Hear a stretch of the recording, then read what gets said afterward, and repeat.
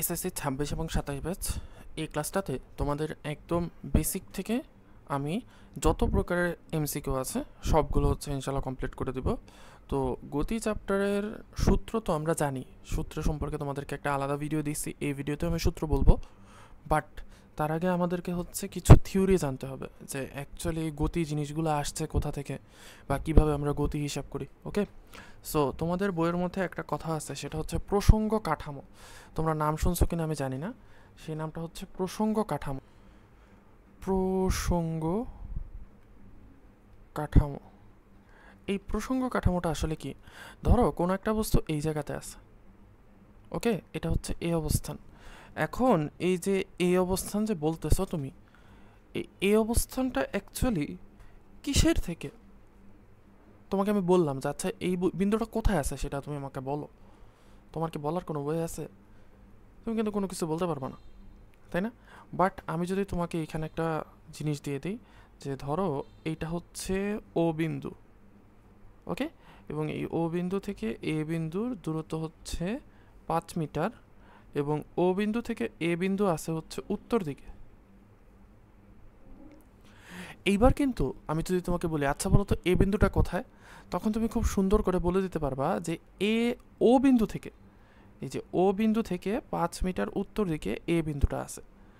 তাইলে এই যে এইটা হচ্ছে একটা প্রসঙ্গ কাঠামো, যেটার বেসিসে আমরা এ বিন্দুটাকে ডিফাইন করলাম। বোঝা গেছে? আচ্ছা, এখন এই যে এই প্রসঙ্গ কাঠামোটা যে বিন্দুটার উপর বেস করে হয় সেটাকে বলি আমরা প্রসঙ্গ বিন্দু। এই যে প্রসঙ্গ বিন্দু, যেমন ধরো তোমার কাছে কোনো একটা ফ্রেন্ড আছে, তার নাম হচ্ছে বাবুল। এখন বাবুল হচ্ছে, ধরো তোমার নাম সুমন, তাহলে বাবুল হচ্ছে, যদি আমি কারো কাছে বাবুলের পরিচয় দিতে চাই তাহলে আমি কি পরিচয় দেব? বাবুল হচ্ছে সুমনের ফ্রেন্ড। ওকে, তাহলে সুমন হচ্ছে প্রসঙ্গবিন্দু, আর বাবুলকে আমরা কি দিয়ে পরিচয় দিচ্ছি? সুমন দিয়ে। তাহলে কোনো একটা বিন্দু বা কোনো একটা বস্তুর অবস্থান বোঝানোর জন্য আমাদেরকে একটা বিন্দুকে স্থির ধরে নিতে হয়, বা একটা বিন্দু স্থির ধরে না, অ্যাকচুয়ালি একটা বিন্দুকে প্রসঙ্গ বিন্দু হিসেবে ধরে নিতে হয়, যেই বিন্দুটার উপর বেস করে আমরা বলি যে অন্য বিন্দুটা কই আছে। ঠিক আছে, তাহলে আমরা হোপফুলি যে প্রসঙ্গ বিন্দু অথবা এটার আরেকটা মূল বিন্দু, এই দুইটা জিনিস বুঝে ফেলছি। ঠিক আছে, আচ্ছা, এবার আসো কিছু সংজ্ঞা আমরা দেখি। একটা হচ্ছে স্থিতি। স্থিতি কথাটা দিয়েই বুঝতেছো এটা দিয়ে স্থির টাইপের কিছু বোঝায়। তাহলে স্থিতি মানে হচ্ছে স্থির থাকা। কোনো একটা বস্তু যদি তার অবস্থানে স্থির থাকে তাহলে সেটাকে বলা হয় স্থিতি। আর গতি কি? সময়ের সাথে সাথে যদি কোনো বস্তুর অবস্থানের পরিবর্তন হয়, যেমন ধরো এটা হচ্ছে ধরো একটা বিন্দু, ও বিন্দু, ঠিক আছে, এটা হচ্ছে ও বিন্দু। এখন এই ও বিন্দু থেকে ধরো 5 মিটার দূরত্বে আছে এ বিন্দু, এবং এই এ বিন্দুটা নড়তেছে না, তাহলে এ বিন্দুটা কি? ও বিন্দুর সাপেক্ষে স্থির। ওকে, আবার দেখা গেলো বি নামে আরেকটা বিন্দু আছে, সে কন্টিনিউয়াসলি নড়তেছে, তাহলে সে কি? গতিশীল। এটা সিম্পল জিনিস। এবার আমরা চলে আসি হচ্ছে গতিতে, মেইন যে জিনিসগুলো আমাদের পরীক্ষায় আসবে। সো গতিগুলো হচ্ছে তোমাদেরকে এখানে সুন্দর করে দেয়া আছে, আমি সুন্দর করে রাখছি। এই যে এটা সময়ের সাপেক্ষে বস্তু যদি পরিবর্তন না, অবস্থান পরিবর্তন হলে সেটার স্থিতি বলে। এখন স্থিতি আবার দুই ধরনের, একটা আপেক্ষিক, একটা হচ্ছে পরম। এইটা তো বিপদ, আপেক্ষিক কোনটা আর পরম কোনটা? আচ্ছা চিন্তা করো তো, ধরো তুমি এখন মোবাইলের সামনে বসে আমার এই ক্লাসটা করতেছো, তার মানে তুমি কি? দেখতে মনে হচ্ছে তুমি স্থির, কিন্তু একটা জিনিস চিন্তা করো তো, পৃথিবী কি নিজের অক্ষের চারদিকে ঘুরতেছে না, তাই না? তাহলে তুমি কি অ্যাকচুয়ালি স্থির? তুমি কিন্তু অ্যাকচুয়ালি স্থির না, তুমিও কিন্তু পৃথিবীর সাথে ঘুরতেছো, তাই কি না? তাহলে তুমি এইখানে ধরো বসে আছো, তুমি এইখানে বসে আছো, বসে বসে হচ্ছে ল্যাপটপে ক্লাস করতেছো, এখানে বসে বসে ল্যাপটপে ক্লাস করতেছো, ঠিক আছে? সো তোমার কাছে মনে হচ্ছে তুমি স্থির, কিন্তু তোমাকে নিয়ে পৃথিবীটা কি করতেছে? ঘুরতেছে না? তাহলে কেউ যদি পৃথিবীর বাইরে থেকে, মহাকাশ থেকে কেউ যদি তোমাকে দেখে, তাহলে তার কাছে কি মনে হবে? মহাকাশ থেকে কেউ তোমাকে দেখলে তার কাছে কিন্তু মনে হবে তুমি ঘুরতেছো। ওকে, সো এই যে তোমাকে যে দেখতে আপেক্ষিকভাবে মনে হচ্ছে তুমি স্থির, এটাই হচ্ছে আপেক্ষিক স্থিতি। তোমার মনে হবে তুমি স্থির, মনে হবে, ঠিক আছে? তাহলে কেন হচ্ছে তোমার মনে হচ্ছে তুমি স্থির? কারণ তুমি যেই স্পিডে ঘুরতেছো, পৃথিবীও সেই স্পিডে ঘুরতেছে, এবং তোমার মোবাইলটাও সেম স্পিডে ঘুরতেছে। আমি কি বলছি বুঝতে পারছো? পৃথিবীর পুরো সুন্দর মতো ঘুরতেছে, 24 ঘন্টায় একবার ঘুরে আসে পৃথিবী। এখন ওই পৃথিবীর সাথে সাথে তুমি নিজেও ঘুরতেছো, তোমার মোবাইলটাও ঘুরতেছে। তাহলে তুমি আর তোমার মোবাইল এই দুইজন কি সেম স্পিডে ঘুরতেছো না? সেম স্পিডে ঘুরলে তোমার আর মোবাইল দুইজনকে মনে হবে স্থির। তোমার কাছে মনে হবে মোবাইলটা স্থির, মোবাইলের কাছে মনে হবে তোমারটা স্থির। এইটাই হচ্ছে আপেক্ষিক স্থিতি। অর্থাৎ একটা বস্তুর সাপেক্ষে কোনো বস্তুর অবস্থানের পরিবর্তন না হলে, এই যে তোমার সাপেক্ষে তোমার মোবাইলটার কোনো অবস্থানের পরিবর্তন হচ্ছে না, তুমিও দিনে 24 ঘন্টায় একবার পৃথিবীকে ঘুরে আসতেছো, তোমার মোবাইলটাও 24 ঘন্টায় একবার পৃথিবীকে ঘুরে আসতেছে। এই জন্য দুইজনের কাছে মনে হচ্ছে একজন আরেকজনের কাছে স্থির। এটাই হচ্ছে আপেক্ষিক স্থিতি। আরেকটা কি? পরম স্থিতি। এইটা হচ্ছে যদি কোনো একটা বস্তু যে কোনো কিছুর সাপেক্ষে স্থির থাকে, সে সূর্যের সাপেক্ষেও স্থির, সে পৃথিবীর বাইরের সাপেক্ষেও স্থির, সে যে কোনো কিছুর সাপেক্ষে স্থির, এইরকম কোনো স্থির বস্তু অ্যাকচুয়ালি পাওয়া যায় না। ঠিক আছে? কারণ চিন্তা করে দেখো, তোমার কাছে যদি মনে হয় যে তুমি পৃথিবীতে স্থির আছো, তুমি কিন্তু নাই। কারণ মহাকাশ থেকে কেউ যদি তোমরা দেখে, তাহলে দেখবে তুমি ঘুরতেছো। আচ্ছা, তাহলে যে মহাকাশে আছে সে মনে হয় স্থির আছে, তাই না? কারণ সে তো কারোর দিক থেকে ঘুরতেছে না। একটু চিন্তা করে দেখো তো, আমরা যেই গ্যালাক্সিতে থাকি সেটা হচ্ছে মিল্কি ওয়ে গ্যালাক্সি। কি way galaxy? Milky way galaxy. এটার নামকরণ এরকম হওয়ার কারণ আছে। কারণ হচ্ছে দুধ যদি মাটির মধ্যে ছড়ায় পড়ে, তাইলে যেরকম লাগে না, এই মিল্কি ওয়ে গ্যালাক্সির তারাগুলো হচ্ছে দুধ মাটিতে ছড়ায় পড়ছে এরকম দেখতে মনে হয়। এই জন্য এটা নাম মিল্কি ওয়ে গ্যালাক্সি। আমাদের এই মিল্কি ওয়ে গ্যালাক্সি কন্টিনিউয়াসলি প্রচণ্ড স্পিড এসে দৌড়াইতেছে। কোথায় দৌড়াইতেছে এটার কোনো ঠিক নেই, সায়েন্টিস্টরা এখনও বের করতে পারেনি, বাট মিল্কি ওয়ে গ্যালাক্সি দৌড়াইতেছে। এবং এই মিল্কি ওয়ে গ্যালাক্সিতে কয়েক বিলিয়ন সূর্য আছে। সেই কয়েক বিলিয়ন সূর্যের মধ্যে আমাদের সূর্য হচ্ছে একটা সূর্য। তার মানে আমাদের গ্যালাক্সি নিজেও কিন্তু দৌড়াইতেছে, তাই না? সো পৃথিবী মানে মহাবিশ্বে কোনো কিছুই অ্যাকচুয়ালি স্থির না। এই জন্য মহাবিশ্বে পরম স্থিতি বলে কিছু নেই। সব কিছুই আপেক্ষিক স্থিতি। তোমার সাপেক্ষে মোবাইল স্থির, ঠিক আছে? কিন্তু তুমি আবার ওই পৃথিবীর বাইরের থেকে তোমরা দেখো, তাইলে দেখবা যে তুমি ঘুরতেছো। তুমি পৃথিবীর বাইরে থেকে মোবাইলের দিকে তাকাও, তাইলে দেখবা যে মোবাইলটা ঘুরতেছে। আরও সহজ উদাহরণ দিই, যেমন ধরো রেলগাড়ি। ঠিক আছে? রেলগাড়ি যখন চলে, তখন রেলগাড়িতে এখানে একজন বসে আছে, এখানে একজন বসে আছে। এখন বলো তো, এই যে এ আর বি, এই দুইজনের কাছে মনে হবে না যে একজন আরেকজন স্থির বসে রয়েছে? কিন্তু সি যখন রেলগাড়ির বাইরে থেকে, ধরো রেলগাড়ির পাশে একজন দাঁড়ায় আছে, সে যখন এ আর বিকে দেখবে তখন তাদেরকে কি দেখবে? গতিশীল দেখবে না? তাহলে এ আর বিকে অ্যাকচুয়ালি স্থির না, এ আর বি অ্যাকচুয়ালি গতিশীল, কিন্তু এ এবং বি দুইজনই সেম স্পিডে গতিশীল। এই জন্য কি মনে হচ্ছে? এ এর কাছে মনে হচ্ছে যে বি স্থির, বি কাছে মনে হচ্ছে এ স্থির। এটাই হচ্ছে আপেক্ষিক স্থিতি। ঠিক আছে? তাহলে হোপফুলি আপেক্ষিক স্থিতি আমরা বুঝে ফেলছি। ওকে, এবার আসো গতি। ওই একই কথা, পরম গতি, আপেক্ষিক গতি। এখন খেয়াল করে দেখো, আপেক্ষিক গতি কোনটা? এই যে দেখো, সি যে দেখতেছে এ গতিশীল, বি গতিশীল, এটা কি আপেক্ষিক গতি। কারণ সি দেখতেছে এ গতিশীল, বি গতিশীল। বোঝা গেছে? কিন্তু সি কি নিজেও গতিশীল না? কেমনে গতিশীল হয় ভাই? ও আপনি তো বললেন না, দাঁড়ায় আছে। ওই যে ভাবারে বললাম না, পৃথিবীর বাইরে থেকে তুমি যদি সি এর দিকে তাকাও, পৃথিবীতে নিজেই তো 24 ঘন্টায় পুরোটা একবার চক্কর কাটে। তাহলে তো সি নিজেও চক্কর কাটতেছে। তাহলে সি কি স্থির না? তাইলে আপেক্ষিক গতি হচ্ছে একটা বস্তুর সাপেক্ষে অন্য বস্তুর অবস্থানের পরিবর্তন। তার মানে সি এর সাপেক্ষে এ আর বি এর অবস্থানের পরিবর্তন, এটাই হচ্ছে আপেক্ষিক গতি। আর পরম গতি কোনটা? পরম স্থির বস্তুর সাপেক্ষে যদি আমরা কোনো কিছুর গতিশীল দেখি। এখন পৃথিবী বা মহাবিশ্বে কি পরম স্থির বলে কোনো কিছু আছে যেটা একদম সব কিছুর সাপেক্ষে স্থির? নাই তো, এরকম কোনো কিছুই নেই, সব কিছুই গতিশীল। এই জন্য পরম গতি বলতে দুনিয়াতে কিছু নাই, পরম স্থিতি বলতেও দুনিয়াতে কিছু নাই। সবই হচ্ছে আপেক্ষিক স্থিতি, সবই হচ্ছে আপেক্ষিক গতি। এর মধ্যে তোমাদেরকে হচ্ছে এই যে আপেক্ষিক স্থিতিটা, এইটা হচ্ছে তোমাদের জন্য সবচেয়ে ইম্পর্টেন্ট। এইটা পরীক্ষায় আসে অনেক বেশি। ঠিক আছে? তাহলে এইটা মনে রাখতে হবে, আপেক্ষিক স্থিতি জিনিসটা আসলে কি। ঠিক আছে? ওকে, এবার আসা হচ্ছে আমরা গতির টাইপ দেখি। একটা হচ্ছে সরল রৈখিক গতি। এটা খুবই সিম্পল। কোনো একটা বস্তু যদি সরল রেখায় চলে, তাহলে সেটা সরল রৈখিক গতি বলে। যেমন কোনো একটা রেলগাড়ি যদি সোজা রাস্তায় চলে, তাহলে এটা সরল রৈখিক গতি, রেলগাড়ি। আবার কোনো একটা বস্তু যদি উপর থেকে নিচে পড়ে, তাহলে সেটাও কি সরল রৈখিক গতি, তার মানে পড়ন্ত বস্তু, তাই না? আমরা এটা বুঝে ফেললাম। সরল রেখা মানে কিন্তু সরল রেখাতেই চলতে হবে। ঠিক আছে? এটা এরকম বাঁকা চললে কিন্তু হবে না। এটা কিন্তু সরল রেখার গতি না, এটা বক্ররেখার গতি। ঠিক আছে? ওকে, এবার আসো ঘূর্ণন গতি। ওই যে বিন্দু আমি তুমি আমায় ঘিরে, বৃত্তের ভেতর শুধু তুমি আছো, তাই না? শুনছো না তাহসানের গান? বিন্দু আমি তুমি আমায় ঘিরে, বৃত্তের ভেতর শুধু তুমি আছো। তার মানে এই যে বিন্দু তুমি,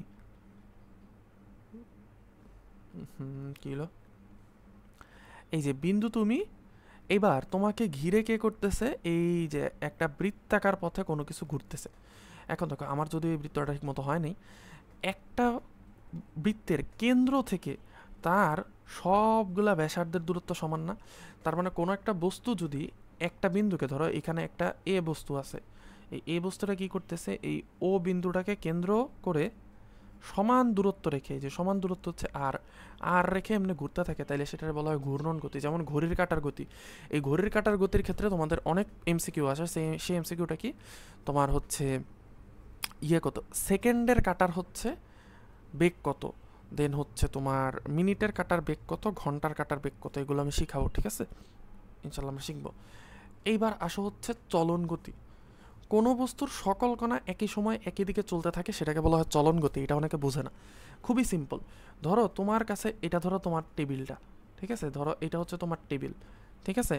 এখন তোমার টেবিলের উপর একটা বই আছে, সে বইটা হচ্ছে এটা, এই এই হচ্ছে তোমার বই। এখন দেখো এটা হচ্ছে বইয়ের সামনের অংশ, আর এটা বই হচ্ছে বইয়ের পেছনের অংশ, ঠিক আছে? এটা হচ্ছে বইয়ের পেছনের অংশ। এখন তুমি যদি বইটার এদিক থেকে ঠেলা মারো, এদিক থেকে ঠেলা মারলে কি হবে বলো তো? বইয়ের সামনের অংশটা যতটুকু যাবে, বইয়ের পিছনের অংশটাও ততটুকু যাবে না? তাহলে তারা কি করবে? বইয়ের সামনের অংশ আর পিছনের অংশ একই সময়ে একই দিকে যাইতে থাকবে না? এইটাই হচ্ছে চলন গতি। গাড়ির ক্ষেত্রেও কিন্তু সেম। ধরে নাও এটা জাস্ট একটা রাস্তা, লাল কালারটা রাস্তা আর নীল কালারটা হচ্ছে তোমার বই। তাহলে এই বইয়ের মধ্যে তুমি যদি, সরি, নীল কালারটা হচ্ছে একটা গাড়ি, এই গাড়ির তুমি যদি গাড়িটা পিছন থেকে ঠেলা মারো, তাহলে কি হবে? সামনের দিক যতটুকু যাবে পিছনের দিকও ততটুকু যাবে না? সামনের দিক যেদিকে যাবে পিছনের দিক সেদিকেই যাবে। এইটাই হচ্ছে চলন গতি, ঠিক আছে? আচ্ছা, এইবার আসা হচ্ছে পর্যায়বৃত্ত গতি। ভেরি মাচ ইম্পর্ট্যান্ট, খুবই মজার জিনিস। সেটা খেয়াল করে দেখো, খুব মনোযোগ দিয়ে দেখবা। সেটা হচ্ছে একটা নির্দিষ্ট সময় পর পর নির্দিষ্ট দিক থেকে একটি নির্দিষ্ট বিন্দুকে অতিক্রম করে, তবে তাকে পর্যায়বৃত্ত বলে। অনেক কথা বলছে, তাই না?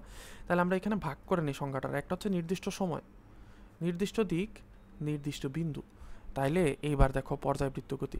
তোমাদের এইখানে উদাহরণ হিসেবে শুধুমাত্র ঘড়ির কাঁটার গতি দিছে, বাট শুধু ঘড়ির কাঁটার গতি পর্যায়বৃত্ত গতি না। আমি তোমাদেরকে বেশ কিছু মজার জিনিস শিখাই পর্যায়বৃত্ত গতির।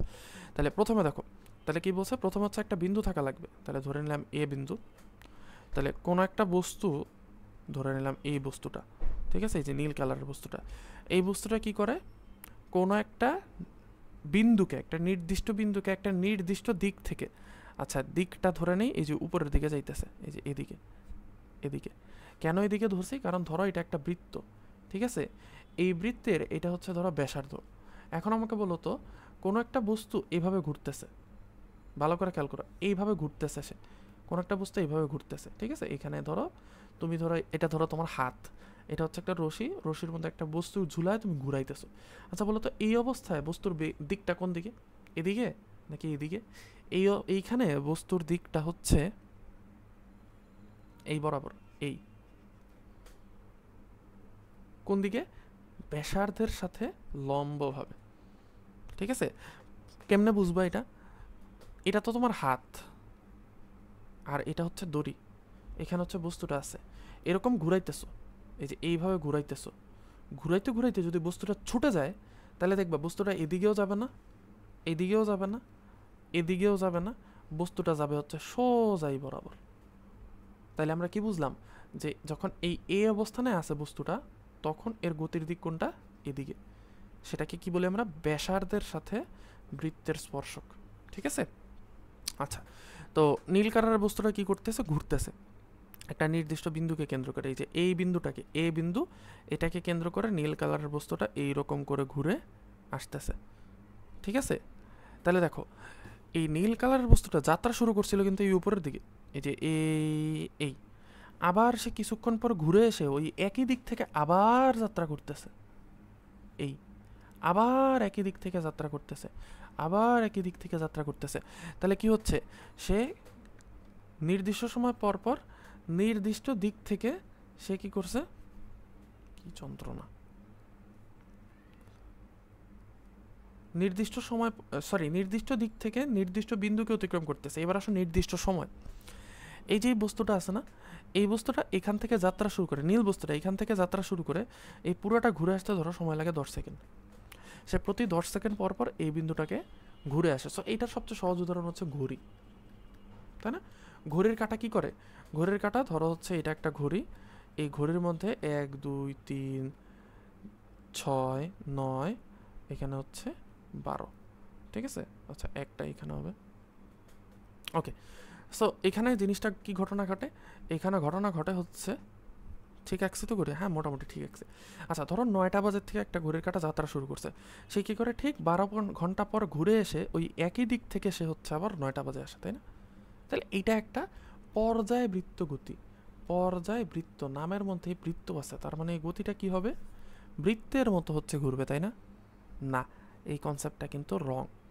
দেখো শর্ত কি কি আছে, 1 নির্দিষ্ট সময় পর পর, 2 নির্দিষ্ট দিক থেকে, 3 হচ্ছে নির্দিষ্ট বিন্দুকে অতিক্রম করবে। দেখো আমি সেম জিনিসটাই তোমাদের দেখাই। এই ধরো একটা বিন্দু, এটা হচ্ছে এ বিন্দু। এইবার তুমি একটা বস্তু নিলা, সেই বস্তুটা এভাবে ঘুরতেছে, এই, ঠিক আছে? সে যাত্রা শুরু করছিল কিভাবে, দেখো সে কিন্তু এইভাবে যাত্রা শুরু করছিল, যে আমার কার্সরটা দেখো, এই এই এই, তাই না? সে এরকম ঘুরে টুরে সে কিছুক্ষণ পরে আবার এদিক থেকে ব্যাক করছে এই আগের জায়গায়, এবং সে এখান থেকে আবার যাত্রা শুরু করে সেম ঘটনা ঘটায়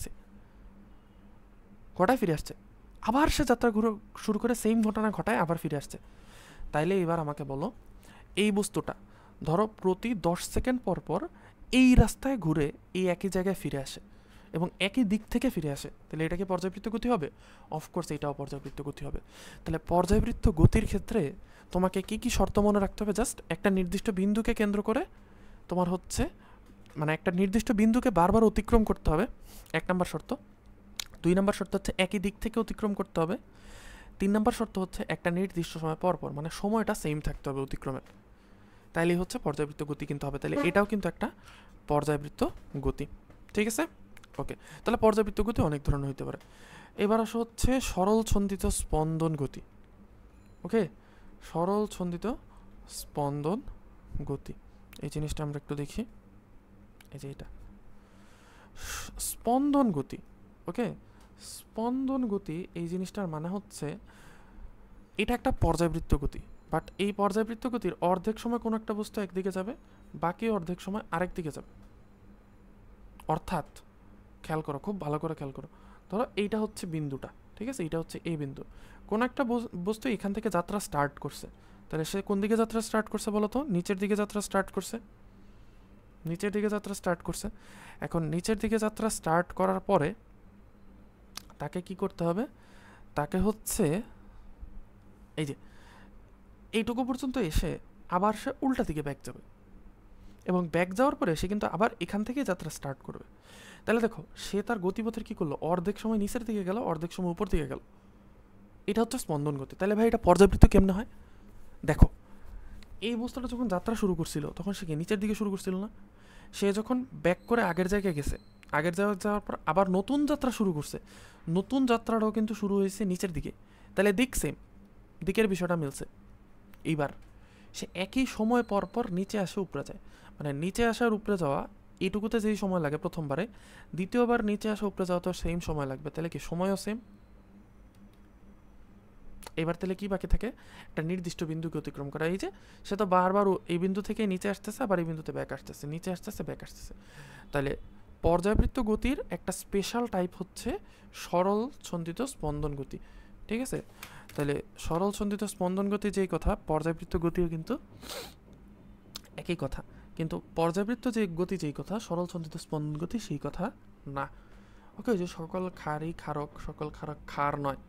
তাইলে আমাদের স্পন্দন গতি কি একটা স্পেশাল ধরনের পর্যায়বৃত্ত গতি, যেখানে বস্তু অর্ধেক সময় একদিকে যায়, বাকি অর্ধেক সময় তার উল্টা দিকে যায়, ঠিক আছে? আচ্ছা, এবার আমরা একটু দেখি এইখানে এইখানের এই যে স্থিতি, গতি, সরলরৈখিক ঘূর্ণন, চলন, পর্যায়বৃত্ত এগুলো আমরা শিখে ফেলছি। আর সরল ছন্দিত স্পন্দন ঘটে এটা হচ্ছে সরল দোলকে দেখা যায়, ঠিক আছে? সরল দোলক। সরল দোলক জিনিসটা কি? সরল দোলক জিনিসটা হচ্ছে যে এরকম একটা বস্তু, এরকম একটা বস্তু, এটাকে এখান থেকে এদিকে ধাক্কা দিয়ে ছেড়ে দেওয়া হয়, ঠিক আছে? তাহলে এটা এখানে কি হলো, তাহলে এটা এইখানে আসে, এরপরে আবার কিছুক্ষণ পরে এইখানে ব্যাক চলে আসে, ঠিক আছে? তাহলে এটা হচ্ছে সরল ছন্দিত স্পন্দন গতি। এবার আসা হচ্ছে স্কেলার রাশি। রাশি আগে জানতে হবে, রাশি জিনিসটা কি? রাশি জিনিসটা হচ্ছে যেটা দিয়ে আমরা কোনো কিছু প্রকাশ করি, ঠিক আছে? সেটাই হচ্ছে রাশি। এইবার স্কেলার রাশি কি? যার কোনো দিক নেই, সেটা স্কেলার রাশি। ভেক্টর রাশি কি? যার মান প্লাস দিক আছে, মান প্লাস দিক। এবার ভেক্টর রাশি মনে রাখার খুব সুন্দর একটা সূত্র আছে, সেটা হচ্ছে ভবে সব প্রিয়তম, ভবে সব প্রিয়তম ভাসে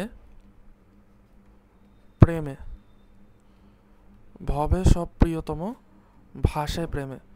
ভ দিয়ে হচ্ছে ভরবেগ, ভবে দিয়ে হচ্ছে ভরবেগ, ঠিক আছে? ভর বেগ। তারপরে শুধু বে দিয়ে হচ্ছে বেগ, স দিয়ে হচ্ছে স্মরণ, বতে হচ্ছে বল, প্রিতে হচ্ছে প্রাবল্য, প্রাবল্য। দেন ওতে হচ্ছে ওজন, তারপর হচ্ছে ততে হচ্ছে ত্বরণ, মতে হচ্ছে মন্দন, ভ্রাতে হচ্ছে ভ্রামক। এই যে ভাষা না, ভাষাতে হচ্ছে ভ্রামক, এক্সেপ্ট জড়তার ভ্রামক, জড়তার ভ্রামক স্কেলার রাশি, ঠিক আছে? জড়তার ভ্রামক ভেক্টর রাশি না। তারপরে হচ্ছে সেতে হচ্ছে সান্দ্রতা গুণাঙ্ক, সান্দ্রতা গুণাঙ্ক। প্রেমে, প্রেতে হচ্ছে পৃষ্ঠটান, মতে মহাকর্ষীয় প্রাবল্য, প্রেতে পৃষ্ঠটান, প্রেতে প্রাবল্য, আর মতে হচ্ছে মহাকর্ষীয় প্রাবল্য।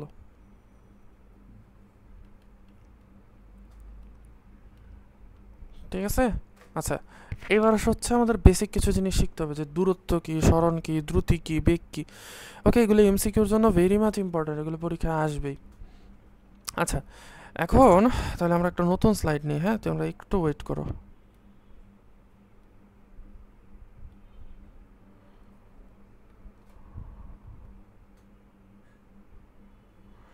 আচ্ছা, এবার শুরুতে কি আছে? দূরত্ব। ওকে, দূরত্ব জিনিসটা হচ্ছে তুমি যদি এই অবস্থান থেকে যাত্রা শুরু করো এবং তুমি এই দুনিয়া ঘুরে ঘুরে ঘুরে ঘুরে ঘুরে ঘুরে ঘুরে ঘুরে ঘুরে ঘুরে ঘুরে ঘুরে হচ্ছে বি অবস্থানে পৌঁছাইলা, তাইলে তুমি এ থেকে বিতে যাইতে, অর্থাৎ এ অবস্থান থেকে বি অবস্থানে যাইতে মোট যেই পথটা অতিক্রম করছো সেটাই হচ্ছে দূরত্ব। তার মানে এই পুরা পথটা ধরো 10 কিলোমিটার, এই পুরা পথটাই হচ্ছে তোমার দূরত্ব। আর নির্দিষ্ট দিকে অতিক্রান্ত দূরত্বই হচ্ছে স্মরণ, অথবা এটার সঙ্গে আরেকভাবে দেয়া যায়, এ অবস্থান থেকে বি অবস্থানের সরল রৈখিক দূরত্বই হচ্ছে স্মরণ। তার মানে তুমি যদি এ থেকে বিতে সরল রেখায় যাইতা, সরল রেখায় যাইতা, তাইলে তোমাকে যে দূরত্ব অতিক্রম করতে হইতো সেটাই হচ্ছে স্মরণ। তাহলে স্মরণ কি? স্মরণ হচ্ছে সরল রেখা দূরত্ব, সরল রেখা দূরত্ব। ঠিক আছে? আচ্ছা, এখন দূরত্ব এইটা হচ্ছে স্কেলার রাশি, এটার কোনো দিক নেই। কিন্তু তোমাকে যখন আমি স্মরণ বলতেছি, তখন স্মরণ বলতেছি না এ থেকে বি এর দিকে তোমাকে যাইতে হবে সরল রেখায়। তার মানে স্মরণ একটা ভেক্টর রাশি, এবং স্মরণের কি আছে? মান প্লাস দিক আছে। স্কেলার রাশি মানে ওর শুধু মান আছে, ওর কোনো দিক নেই। যেমন 1 কেজি চাল, 1 কেজি চালের কি কোনো দিক আছে? না, ওর শুধু মান আছে। ঠিক আছে? আচ্ছা, এবার আসা হচ্ছে দ্রুতি আর বেগ, দুইটা খুবই সিম্পল জিনিস, সহজ জিনিস। দ্রুতি আর হচ্ছে বেগ, দুইটা একই জিনিস অ্যাকচুয়ালি। পার্থক্য বলো কি? একই পার্থক্য, এটা স্কেলার রাশি আর এটা হচ্ছে ভেক্টর রাশি, তার মানে এটার মান প্লাস দিক দুইটাই আছে। ওকে, আচ্ছা এখন দ্রুতি জিনিসটা হচ্ছে তুমি 1 সেকেন্ডে কত দূরত্ব অতিক্রম করো, আর বেগ হচ্ছে তুমি 1 সেকেন্ডে কত সরণ করো। সিম্পল। তাহলে 1 সেকেন্ডে কতটুকু দূরত্ব গেছো তুমি, সেটা হচ্ছে দ্রুতি, আর 1 সেকেন্ডে কতটুকু সরণ করছো তোমার, সেটাই হচ্ছে বেগ। এখন সরণের যেহেতু দিক আছে, বেগেরও হচ্ছে কি দিক আছে, ঠিক আছে? আচ্ছা, এইবার মজার কিছু জিনিস দেখে। ত্বরণ জিনিসটা কি? ত্বরণ জিনিসটা হচ্ছে ধরো তুমি বাইক চালাইতেছো, ঠিক আছে? তাহলে 0 সেকেন্ডে তোমার বাইকের স্পিড 0 কিলোমিটার পার আওয়ার। 1 সেকেন্ডে তোমার স্পিড হয়েছে 5 কিলোমিটার পার আওয়ার। 2 সেকেন্ডে স্পিড হয়েছে 10 কিলোমিটার পার আওয়ার। 3 সেকেন্ডে স্পিড হয়েছে 15 কিলোমিটার পার আওয়ার। 4 সেকেন্ডে স্পিড হয়েছে 20 কিলোমিটার পার আওয়ার। তাহলে দেখো তোমার স্পিড কি বাড়তেছে না? স্পিড মানে কি বলতেছি? বেগ বাড়তেছে, তাই তো? তোমার বেগ হচ্ছে বাড়তেছে। কতটুকু বাড়তেছে? প্রতি সেকেন্ডে 5 কিলোমিটার পার আওয়ার করে বাড়তেছে, তাই না? প্রতি সেকেন্ডে 5 কিলোমিটার পার আওয়ার করে বাড়তেছে। এই যে প্রতি সেকেন্ডে কতটুকু বেগ বাড়তেছে, এটাই হচ্ছে ত্বরণ। সিম্পল জিনিস মাথায় ঢুকছে? প্রতি সেকেন্ডে কতটুকু পরিমাণে বেগ বাড়তেছে, সেটাই হচ্ছে তোমার ত্বরণ। এবার তুমি যদি উল্টা দিক থেকে চিন্তা করো, যে তোমার বেগ ছিল প্রথমে 20, তারপরে 15, তারপরে 10, তারপরে 5, তারপরে 0, তাহলে প্রতি সেকেন্ডে তোমার বেগ 5 করে কমতেছে। এই কমাটা হচ্ছে মন্দন। তাহলে প্রতি সেকেন্ডে বেগ যতটুকু বাড়ে সেটা হচ্ছে ত্বরণ, প্রতি সেকেন্ডে বেগ যতটুকু কমে সেটা হচ্ছে মন্দন, ঠিক আছে? আচ্ছা, এবার আমরা কিছু কিছু জিনিস হচ্ছে অলরেডি আগের চ্যাপ্টারে থেকে জানি। সেটা কি? সেটা হচ্ছে আমাদের মাত্রা। মাত্রা জিনিসটা কি? আমাদের দৈর্ঘ্য। দৈর্ঘ্যকে আমরা প্রকাশ করি এল বা লেন্থ দিয়ে। লেন্থ মানে হচ্ছে দৈর্ঘ্য। এল ইজ ইকুয়ালস, আচ্ছা আমি নতুন স্লাইড নিই। এল ইজ ইকুয়ালস হচ্ছে লেন্থ, তার মানে দৈর্ঘ্যকে তোমরা এল দিয়ে প্রকাশ করো। এম মানে হচ্ছে মাস, অর্থাৎ ভরকে মাস দিয়ে প্রকাশ করো, ঠিক আছে? টি মানে হচ্ছে টাইম, ঠিক আছে? আচ্ছা, এবার বেগ, এটার একক আমরা কি জানি? এটার একক আমরা জানি এম এস ইনভার্স 1। তাহলে এম মানে কি? এম মানে এখানে হচ্ছে মিটার, তাই না? মিটার দিয়ে আমরা কি বুঝাই? দূরত্ব বা দৈর্ঘ্য বুঝাই। তাহলে মিটার হচ্ছে এল, আর এস কি? এস হচ্ছে সেকেন্ড, তাই না? সেকেন্ডটা কি অ্যাকচুয়ালি টাইম না? তাহলে এটা হচ্ছে টি। তাহলে বেগের মাত্রা কি? এল টি ইনভার্স 1। কখনোই হচ্ছে মাত্রা মুখস্থ করবা না, মাত্রা হচ্ছে এরকম সমীকরণ থেকে বের করবা। এবার হচ্ছে ত্বরণ। ত্বরণের একক কি? ত্বরণের একক হচ্ছে এম এস ইনভার্স 2। তাহলে কি হবে? এম মানে মিটার, তার মানে এল, তাহলে এখানে এল। এস মানে সেকেন্ড, তার মানে টি, তার মানে এটা হবে টি ইনভার্স 2। ত্বরণের মাত্রা হচ্ছে এল টি ইনভার্স 2। মজার একটা জিনিস, এটা তো নিশ্চয়ই জানো, যে সরণকে তুমি যদি সময় দিয়ে ভাগ দাও তাহলে তুমি পাবা বেগ। বেগকে তুমি যদি সময় দিয়ে ভাগ দাও তাহলে তুমি পাবা ত্বরণ। ওকে, এটুকু হোপফুলি বুঝতে পারছো। এবার আসো হচ্ছে পরন্ত বস্তুর সূত্র, ঠিক আছে? তোমাদের অলরেডি সূত্র কিন্তু আমি এই যে এইখানে শিখাই দিছি, ঠিক আছে? এই যে এইখানে কিন্তু অলরেডি অনেক সূত্র শিখানো আছে। এই সবগুলো সূত্রই আমাদের কাজে লাগবে, স্পেশালি এই পরন্ত বস্তুর সূত্রগুলো আমাদের লাগবে। সেগুলো কিভাবে লাগবে আমি বলতেছি। আচ্ছা, প্রথম সূত্রটা কি? প্রথম সূত্রটা হচ্ছে খুবই সিম্পল। তুমি যদি এটা একটা উচ্চতা থাকে, হ্যাঁ, ধরো এটা একটা উচ্চতা, এই উচ্চতা থেকে তুমি একটা পাথর ফেলছো আর একটা পালক ফেলছো, তাহলে দুইটাই কি করবে? সমান সময়ে সমান দূরত্ব অতিক্রম করবে। তার মানে সমান সময়ে তারা সমান দূরত্বে আসবে। এটাই হচ্ছে প্রথম সূত্র। একই মুহূর্তে একই উচ্চতা ও স্থির অবস্থান থেকে বিনা বাধায় পরন্ত সকল বস্তু, একই উচ্চতা এবং স্থির জায়গা থেকে বিনা বাধায় পরন্ত সকল বস্তু কি করবে? সমান সময়ে সমান দূরত্ব অতিক্রম করবে। ওকে, স্থির অবস্থান থেকে পতনশীল বস্তুর, মুক্তভাবে পতনশীল বস্তু, মুক্তভাবে মানে তুমি এটার কোনো জোরে ধাক্কা টাক্কা কিছু দাও নাই, ঠিক আছে? এটা এমনি এমনি পড়তেছে। নির্দিষ্ট সময়ে প্রাপ্ত বেগ ওই সময়ের সমানুপাতিক, এটা হবে ভি সমানুপাতিক টি, ঠিক আছে? বেগ কী হবে, সময়ের সাথে সাথে বাড়বে। আরেকটা হচ্ছে পতনশীল বস্তুর নির্দিষ্ট সময় অতিক্রান্ত উচ্চতা, তার মানে একটা বস্তু এখান থেকে নিচে পড়ার সময় সে টি সময়ে যেই দূরত্বটা অতিক্রম করবে এইচ, সেটা হবে সময়ের বর্গের সমান, অর্থাৎ এইচ সমানুপাতিক হবে টি স্কোয়ার। ঠিক আছে, এই হচ্ছে মোটামুটি সূত্র। এইবার আসো হচ্ছে আমরা সরাসরি এখন সূত্রে ঢুকে যাব। ঠিক আছে, তোমাদেরকে এই যে গতি সম্পর্কিত রাশি, স্কেলার রাশি, ভেক্টর রাশি, এগুলো কিন্তু আমি সহজ বাংলা ভাষায় শিখাইছি। ঠিক আছে, এখানে হচ্ছে কেতাবি ভাষায় বলা আছে, আমি তোমাদেরকে বাংলা ভাষায় শেখাইছি। আচ্ছা, এখানে বলছে সুষমবেগ। তোমাদেরকে একটু আগে যে উদাহরণটা দিছি না, ওই যে প্রতি সেকেন্ডে 5 কিলোমিটার পার আওয়ার করে স্পিড বাড়তেছে মোটর সাইকেলের, এটা হচ্ছে সুষমবেগ। আর অসমবেগ হচ্ছে ধরো কোনো সেকেন্ডে তোমার 5 কিলোমিটার বাড়ছে, তারপরে আবার 10 কিলোমিটার বেড়ে গেছে পরের সেকেন্ডে, তারপরে আবার হুট করে কমে গেছে। ওই যে জ্যামের রাস্তায় মোটরসাইকেলের বেগ যেরকম হয়, সেটা হচ্ছে অসমবেগ। ঠিক আছে, সময়ের সাথে বস্তুর বেগ বৃদ্ধি বা হ্রাস পায়।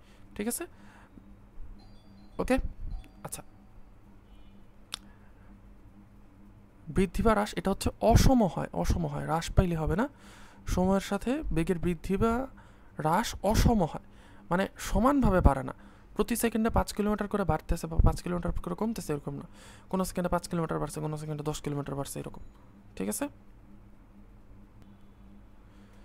আচ্ছা, এবার হচ্ছে আমরা সরাসরি সূত্রের মধ্যে ঢুকে যাব। ঠিক আছে, দেখো তোমাদেরকে স্কেলার রাশি, ভেক্টর রাশি, এগুলো হচ্ছে এখানে কেতাবি ভাষায় লেখা আছে, বাট আমি তোমাদেরকে একদম সহজ বাংলা ভাষায় বুঝাই দিছি। এবার দেখো সুষমবেগ। সুষমবেগের মানে হচ্ছে, আরেকটা মানে হচ্ছে সমবেগ। তার মানে সময়ের সাথে সাথে বেগ যদি সেম থাকে, তুমি 50 কিলোমিটার পার আওয়ারে বাইক চালাইতেছো, এটা 50 কিলোমিটার পার আওয়ারেই আছে, তাহলে এটা সুষমবেগ। আর অসমবেগ কোনটা? ওই যে যেটা বললাম, প্রতি সেকেন্ডে 5 কিলোমিটার করে বেগ বাড়তেছে, এটা হচ্ছে অসমবেগ। এইবার এই অসমবেগের ক্ষেত্রে আবার আমরা ত্বরণ 2 ধরনের দেখি। ত্বরণ কি? ওই যে সময়ের সাথে সাথে বেগ যদি বাড়ে, সেটারই তো ত্বরণ বলে, তাই না? সময়ের সাথে সাথে বেগ বাড়তেছে, ওই বেগটা হচ্ছে অসমবেগ, কিন্তু এই বেগ বাড়ার ঘটনা, এটা হচ্ছে কি? ত্বরণ। আচ্ছা, এখন সুষম ত্বরণ হচ্ছে ওই যে প্রতি সেকেন্ডে যদি তোমার 5 কিলোমিটার করেই বাড়ে, 5 কিলোমিটার পার আওয়ার করে বেগ বাড়তেছে, এটা হচ্ছে সুষম ত্বরণ। আর অসম ত্বরণ হচ্ছে কোনো সেকেন্ডে 5 কিলোমিটার পার আওয়ার বাড়ছে, কোনো সেকেন্ডে 10 কিলোমিটার পার আওয়ার বাড়ছে, এটা হচ্ছে অসম ত্বরণ। ঠিক আছে। আচ্ছা, এখন আসা হচ্ছে আমরা গতির বিভিন্ন সূত্রগুলো একটু আবার রিক্যাপ করব। ঠিক আছে, তাহলে আমরা আগের স্লাইডটাতে চলে যাই, যেটাতে হচ্ছে আমাদের গতির সূত্রগুলো ছিল, এটা আমরা একটু রিক্যাপ করব। এই যে এটা আমাদের শুরুর স্লাইড। তো শুরুর স্লাইডের মধ্যে তোমার প্রথমেই আমরা দেখি সমবেগের ক্ষেত্রে। সমবেগের ক্ষেত্রে এস ইজিক্যালস হচ্ছে ভিটি, অর্থাৎ দূরত্ব ইজিক্যালস বেগ গুণ সময়, এটা মুখস্থ। ঠিক আছে। আচ্ছা, সমত্বরণের ক্ষেত্রে, সমত্বরণ মানে কি? প্রতি সেকেন্ডে 5 কিলোমিটার করে বাড়তেছে, সেটাই সমত্বরণ। তাহলে সেক্ষেত্রে এস ইজিক্যালস হবে আদি বেগ প্লাস শেষ বেগ ডিভাইডেড বাই 2 ইন্টু টি। ওকে, তোমার এইটা মনে রাখার দরকার নেই, এটা মনে রাখতে গেলে প্যাস লাগে ফেলবো, তুমি এটা মনে রাখবা। ওকে। আচ্ছা, এরপরে আর কি সূত্র আছে? এরপরে আরও হচ্ছে 3টা মেইন সূত্র আছে। কি কি সেই 3টা মেইন সূত্র? S is equals UT plus half A T square, V is equals U plus A T, V square is equals U square plus 2as। এই 3টা হচ্ছে আমাদের মেইন সূত্র। ঠিক আছে, হয়ে গেছে। আচ্ছা, এইবার এইখানে দিকের একটা বিষয় চলে আসে, সেই দিকের বিষয়টা কি সেটা আমি বলে দিই। ঠিক আছে। আচ্ছা, এখন নতুন স্লাইড নেই। S is equals UT plus half A T square. Okay. আচ্ছা, ধরো তোমার কোনো একটা বস্তু এদিকে যাত্রা শুরু করছে। ঠিক আছে, এদিকে যাত্রা শুরু করছে, তাহলে তার আদিবেগ কি? এদিকে। এখন আমরা ধরে নিই যে কোনো একটা বস্তু ডান দিকে যদি যায়, তাহলে ডান দিকটা হচ্ছে পজিটিভ, কোনো একটা বস্তু বাম দিকে গেলে বাম দিকটা হচ্ছে নেগেটিভ, এটা আমরা ধরে নিচ্ছি। তুমি ইচ্ছা করলে উল্টাটাও ধরতে পারো। ঠিক আছে, এটা তোমার ইচ্ছা। এইবার কোনো একটা বস্তু ডান দিকে গেলে সেটা পজিটিভ, এইটার মানে হচ্ছে যেহেতু আদিবেগে সে ডান দিকে যাচ্ছে, তাহলে ইউটা কি? পজিটিভ, তাহলে এটা ঠিক আছে। এবার তার সরণ কোন দিকে হচ্ছে, ডান দিকে, তাহলে এস পজিটিভ, এটাও ঠিক আছে। কিন্তু আমি তোমাকে কোশ্চেনের মধ্যে বলে দিলাম তার এই এটা আছে না, এটা হচ্ছে মন্দন। মন্দন মানে কি? মন্দন মানে তার স্পিড কমতেছে না। মন্দন যদি হয় স্পিড কমা, তাহলে মন্দনটা হচ্ছে নেগেটিভ, তার মানে তার ত্বরণটা বাম দিকে কাজ করতেছে। তাহলে ত্বরণ যদি বাম দিকে কাজ করে, সোজা কথা হচ্ছে স্পিড, ত্বরণ থাকলে কী করার কথা? বাড়ার কথা। কিন্তু আমি বলেছি এই বস্তুটার স্পিড কমতেছে, তার মানে কি ওর মন্দন হচ্ছে। মন্দন হইলে ওর ত্বরণটা হচ্ছে ওর বেগের উল্টা দিকে কাজ করে, তাহলে ওর মন্দনটা হচ্ছে বাম দিকে, এই জন্য এটা হবে নেগেটিভ। সো সেক্ষেত্রে সূত্রটা হয়ে যাবে S is equals U T minus half A T square. যদিও এই সূত্রটা তোমার আসবে না, বাট দিকের ক্ষেত্রে তোমাদেরকে এই জিনিসটা শিখাই দিলাম। এটা হচ্ছে আমরা যখন এই যে এই পরন্ত বস্তুর সূত্র শিখবো না, তখন আরো ভালো করে বুঝবো। তাহলে চলো হচ্ছে আমরা এখন পরন্ত বস্তুর সূত্র দেখি।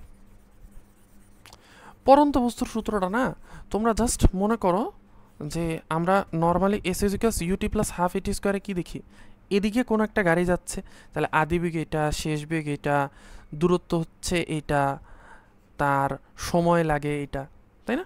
এইভাবেই তো দেখি যে বাম থেকে ডানা যাচ্ছে কোনো একটা গাড়ি, এ থেকে বিতে যাচ্ছে। এখানে সেম জিনিসটাই জাস্ট উপর থেকে নিচে হবে, এই উপর থেকে নিচে। ইউ হচ্ছে তার আদিবেগ, ওকে? সে জি ত্বরণের নিচে পড়বে, উপর থেকে নিচে যেই বস্তুগুলো পড়ে তাদের সবারই হচ্ছে ত্বরণ হয় জি, ঠিক আছে? সবারই ত্বরণ জি, এটা একদম মানে ঠিক করা, এটা চেঞ্জ হয় না কখনো। শেষ বেগ হচ্ছে ভি, তার এইটুকু আসতে যেই দূরত্ব অতিক্রম করছে সেটা হচ্ছে এইচ, হাইট ধরি আমরা, ঠিক আছে? হাইট, আর উপর থেকে নিচে পড়তে যে সময় লাগছে সেটা হচ্ছে টি। এবার আমাদের সূত্র কি আছে? S is equals U T plus half A T square, তাই না? এটাকে আমরা পরন্ত বস্তু উপর থেকে পড়তেছে, উপর থেকে পরন্ত, এরকম একটা বস্তুর ক্ষেত্রে আমাদের সূত্রগুলো কীরকম হবে? সূত্রগুলো হবে হচ্ছে, দেখো, এস এর জায়গায় এইচ, এস এর জায়গায় এইচ ইজ ইকুয়াল সেম সূত্র, ইউটি, আমরা দিকটা ধরে নেব হচ্ছে নিচের দিকে পজিটিভ, আর উপরের দিকের দিকটা হচ্ছে নেগেটিভ, ওকে? তাহলে এখানে দেখো, এখানে সব কিছুই কি নিচের দিকে না? ইউও নিচের দিকে, ভিও নিচের দিকে, জিও নিচের দিকে, এইচও নিচের দিকে, আর টি এর তো কোনো দিক নেই। তাহলে এখানে সোজা সব কিছু খালি জাস্ট সূত্রটা বসাই দেবা, এর জায়গায় বসবে জি টি স্কোয়ার, হয়ে গেল কিন্তু। এবার V is equals U plus, এর জায়গায় কি হবে? জি, এই যে এখানে এ ত্বরণ ছিল, এখানে হবে জি, তাহলে জি টি। কেন কোনো কিছুতে মাইনাস দিই, কারণ সব কিছুই তো নিচের দিকে। আরেকটা আছে V square is equals U square plus two G H, just S এর জায়গায় কি বসাই দিছি? এইচ, আর জি এর জায়গায় এর জায়গায় বসাই দিচ্ছি জি। কেন কোনো কিছুতে মাইনাস দিই, কারণ সব কিছুতে নিচের দিকে নামতেছে, ঠিক আছে? আচ্ছা, এইবার সমত্বরণের ক্ষেত্রে একটা সূত্র শিখছি না আমরা, এস ইজ ইকুয়ালস আদি বেগ প্লাস শেষ বেগ বাই 2 গুণ সময়। এখানেও তো এই যে জি তো সমত্বরণ, তাই না? তাহলে এখানেও কিন্তু লিখতে পারি H is equals U plus V by 2 into T, okay? আচ্ছা,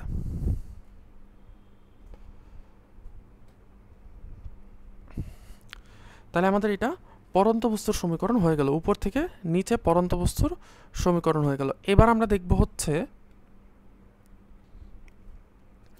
নিক্ষিপ্ত বস্তু। নিক্ষিপ্ত বস্তু জিনিসটা কি? ধরো তুমি এই মাটির মধ্যে আসো দাঁড়ায়, ঠিক আছে? এখানে দাঁড়ায় আসো, এটা হচ্ছে ভূমি।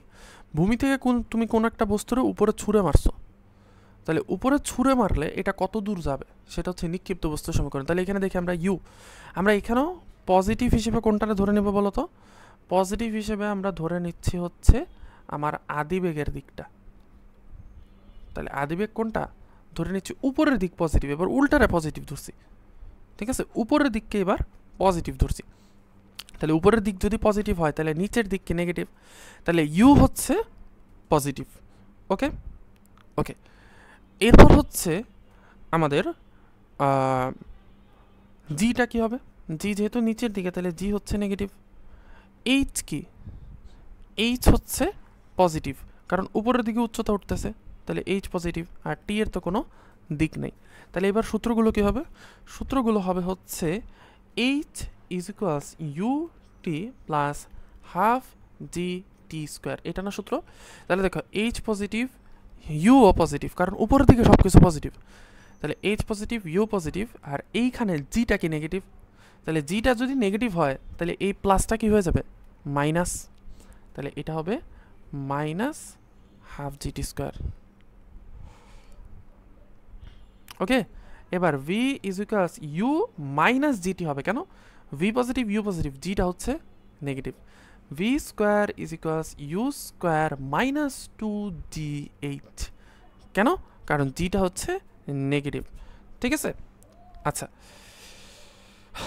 ওকে। সো এই হচ্ছে মোটামুটি আমাদের সূত্র। ঠিক আছে, ওকে। এইবার আমরা দেখব হচ্ছে কোনো একটা বস্তুকে যদি আমরা প্রাসের মতো ছুঁড়ে মারি তাইলে কীরকম হবে।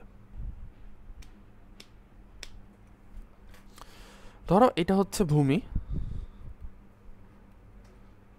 এখান থেকে এই, ঠিক আছে, এই অবস্থান থেকে একটা বস্তুকে ছুঁড়ে মারা হয়েছে, এই ছুঁড়ে মারার ফলে এটা এইখানে পড়ছে, ঠিক আছে, অথবা বিতে পড়ছে আর কি, অথবা সেম ঘটনাই হয় এর থেকে কোনো একটা বস্তুকে উপরে ছুঁড়ে মারা হয়েছে, উপরে ছুঁড়ে মারা হয়েছে, এটা উপর থেকে আবার নিচে একই জায়গায় পড়ছে।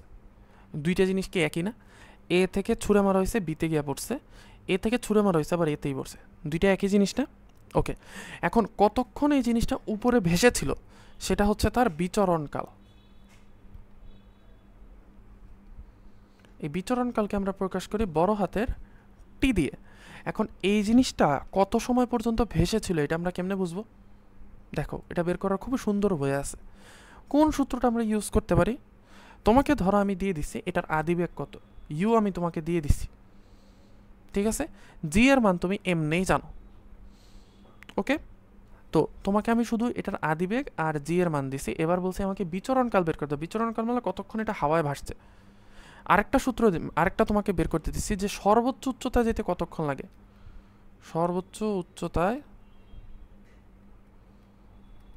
যেতে কতক্ষণ লাগে এটা দিছি। আরেকটা হচ্ছে তোমাকে বের করতে দিছি সর্বোচ্চ উচ্চতা কত, উচ্চতা কত। এইবার আমি তোমাকে কোশ্চেনের মধ্যে শুধুমাত্র আদিবেগটা দিয়ে দিছি, আর কিচ্ছু দেইনি। জি এর মান তো তুমি নিজেই জানো। এবার বলো তো কোন সূত্র আমরা ইউজ করব? আমাদের কাছে আছে হচ্ছে তিনটা সূত্র, আমরা মেইনলি এই সূত্রটা এই সূত্রগুলো মনে রাখবো। তাহলে এই সূত্রের মধ্যে কোন সূত্রটা আছে যেইটাতে আমরা আদিবেগ আর ত্বরণ দিয়ে বাদ বাকি সব বের করে ফেলতে পারি? বলো তো, বুঝতেছো না তাই না? আচ্ছা, আমি আবার দেখাই। এই বস্তুটা যখন এই যে বস্তুটাকে এ বিন্দু থেকে একদম উপরে ছুঁড়ে মারা হয়েছে, এইটা যখন সর্বোচ্চ উচ্চতায় পৌঁছাবে তখন তার শেষ বেগ কত হবে বলো তো? জিরো না? এইটাই হচ্ছে ট্রিক্সটা। কারণ ওর শেষ বেগ যদি জিরো না হয়, মানে নিচের থেকে উপরের দিকে যদি ওর বেগ জিরো না হয়, তাহলে ওকে কখন নিচে নামবে? নামবে না। এই জন্য নিচ থেকে কোনো বস্তুকে উপরে ছুঁড়ে মারলে ওর শেষ বেগটা এখানে কত হয়ে যাবে? জিরো। তারপরেই তো এই জিরোর থেকে বস্তুটা আবার নামা শুরু করবে, তাই তো? তাহলে আমি তোমাকে শুধু আদিবেগ দিয়ে দিলেও তোমাকে কিন্তু অটোমেটিক্যালি তুমি জি এর মান জানো এবং ভি এর মানও কিন্তু তুমি জানো। তাহলে তোমার সূত্র হবে এটা, V is equals U plus G T, V is equals U plus A T. এবার এর জায়গায় কি আছে? জি, এই জন্য V is equals U plus G T. এবার খেয়াল করে দেখো, এটা হচ্ছে আমাদের বেসিক সূত্র, মেইন সূত্রটা, তাই না? এখন এই জায়গাতে জি এর মান কি হবে? নেগেটিভ। তাহলে এইটার জন্য আমরা লিখব V is equals U minus G T. Okay, তাহলে এইটা হচ্ছে তোমার সূত্র। আমাদের মেইন সূত্রটা কি? V is equals U plus A T. এর জায়গায় কি বসবে? জি। প্লাসের জায়গায় কি হবে? মাইনাস। মাইনাস কেন? কারণ জি এর মান হচ্ছে কি নেগেটিভ, কারণ আমরা ধরছি উপরের দিকের সব কিছু পজিটিভ, তাহলে কি নিচের দিকের সব কিছু আমরা নেগেটিভ ধরতেছি। বোঝা গেছে? আচ্ছা, এবার খেয়াল করে দেখো, খুবই সিম্পল জিনিস, খুবই সিম্পল জিনিস। এবার জিনিস খেয়াল করে দেখো, এটার মান জিরো, তাহলে ইউ মাইনাস জিটি। ওকে, এবার ইউ ইজ ইকুয়ালস কী হবে? জিটি। তাহলে টি ইজ ইকুয়ালস কি? ইউ বাই জি। তার মানে এই শেষ বেগ জিরো অর্জন করতে কতটুকু সময় লাগে? ইউ বাই জি সময় লাগে। তার মানে নিচের থেকে উপরে যাইতে, এইটুকু যাইতে কি আমার শেষ বেগ জিরো হয়, এইটুকুর সময়টা হচ্ছে কত? ইউ বাই জি। তাহলে কি উপর থেকে নিচে নামতেও একই সময় লাগবে, নিচ থেকে উপরে উঠতে যত সময় লাগছে উপর থেকে নিচে নামতে একই সময় লাগবে। তাইলে পুরোটা বিচরণকাল কত সময় উপরে ভাইসা ছিল? 2 গুণ u/g, তাই না? তাইলে তার বিচরণকাল হচ্ছে 2u/g। এবার সর্বোচ্চ উচ্চতা কেমনে বের করব? সর্বোচ্চ উচ্চতা বের করার সূত্র খুবই সহজ। আমরা আরেকটা সূত্র জানি না, v² = u² + 2as। এই ক্ষেত্রে সমীকরণটা কি হবে বলো তো? v² = u² -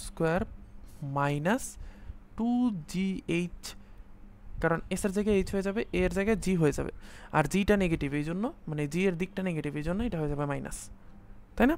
ওকে, এবার তাহলে খেয়াল করো, ভি এর মান কত? 0, u² - 2gh। এবার সর্বোচ্চ উচ্চতা h = কত? u² = u²/2g। যারা বুঝতেছো না তাদের জন্য আরেকটা লাইন করে দিতেছি, সেটা হচ্ছে এই 2gh এই পাশে নিয়ে আসো, তাহলে 2gh = হচ্ছে u²। ওকে, তাহলে h = কি হবে? u²/2g। এইটাই হচ্ছে সর্বোচ্চ উচ্চতা, ঠিক আছে? তাহলে সর্বোচ্চ উচ্চতা পাওয়া গেল হচ্ছে সর্বোচ্চ উচ্চতা বড় হাতের h, এটা u²/2g, আর বিচরণকাল হচ্ছে 2u/g, আর সর্বোচ্চ উচ্চতা দিতে সময় হচ্ছে t u/g। ঠিক আছে, তাহলে শর্টকাটগুলো কিন্তু এখান থেকে শিখে ফেললাম। এই যে দেখো এখানে এই শর্টকাটগুলোই আছে, এই যে এই একটা আছে, এই একটা আছে।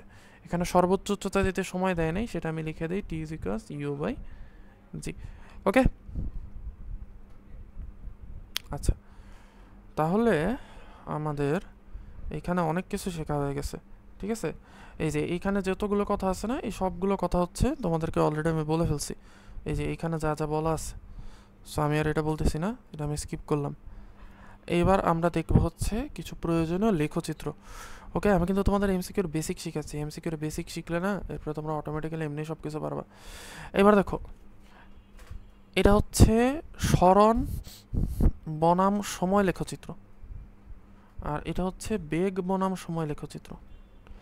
এবার সরণ বনাম সময় লেখচিত্রে ঢাল জিনিসটা আসলে কি? ঢাল জিনিসটা মানে হচ্ছে y/x। y কি? এই যে আমি বলতেছি না সরণ বনাম সময়, হ্যাঁ, এই বনামের আগে থাকে y, জিনিসটা হচ্ছে y বনাম x।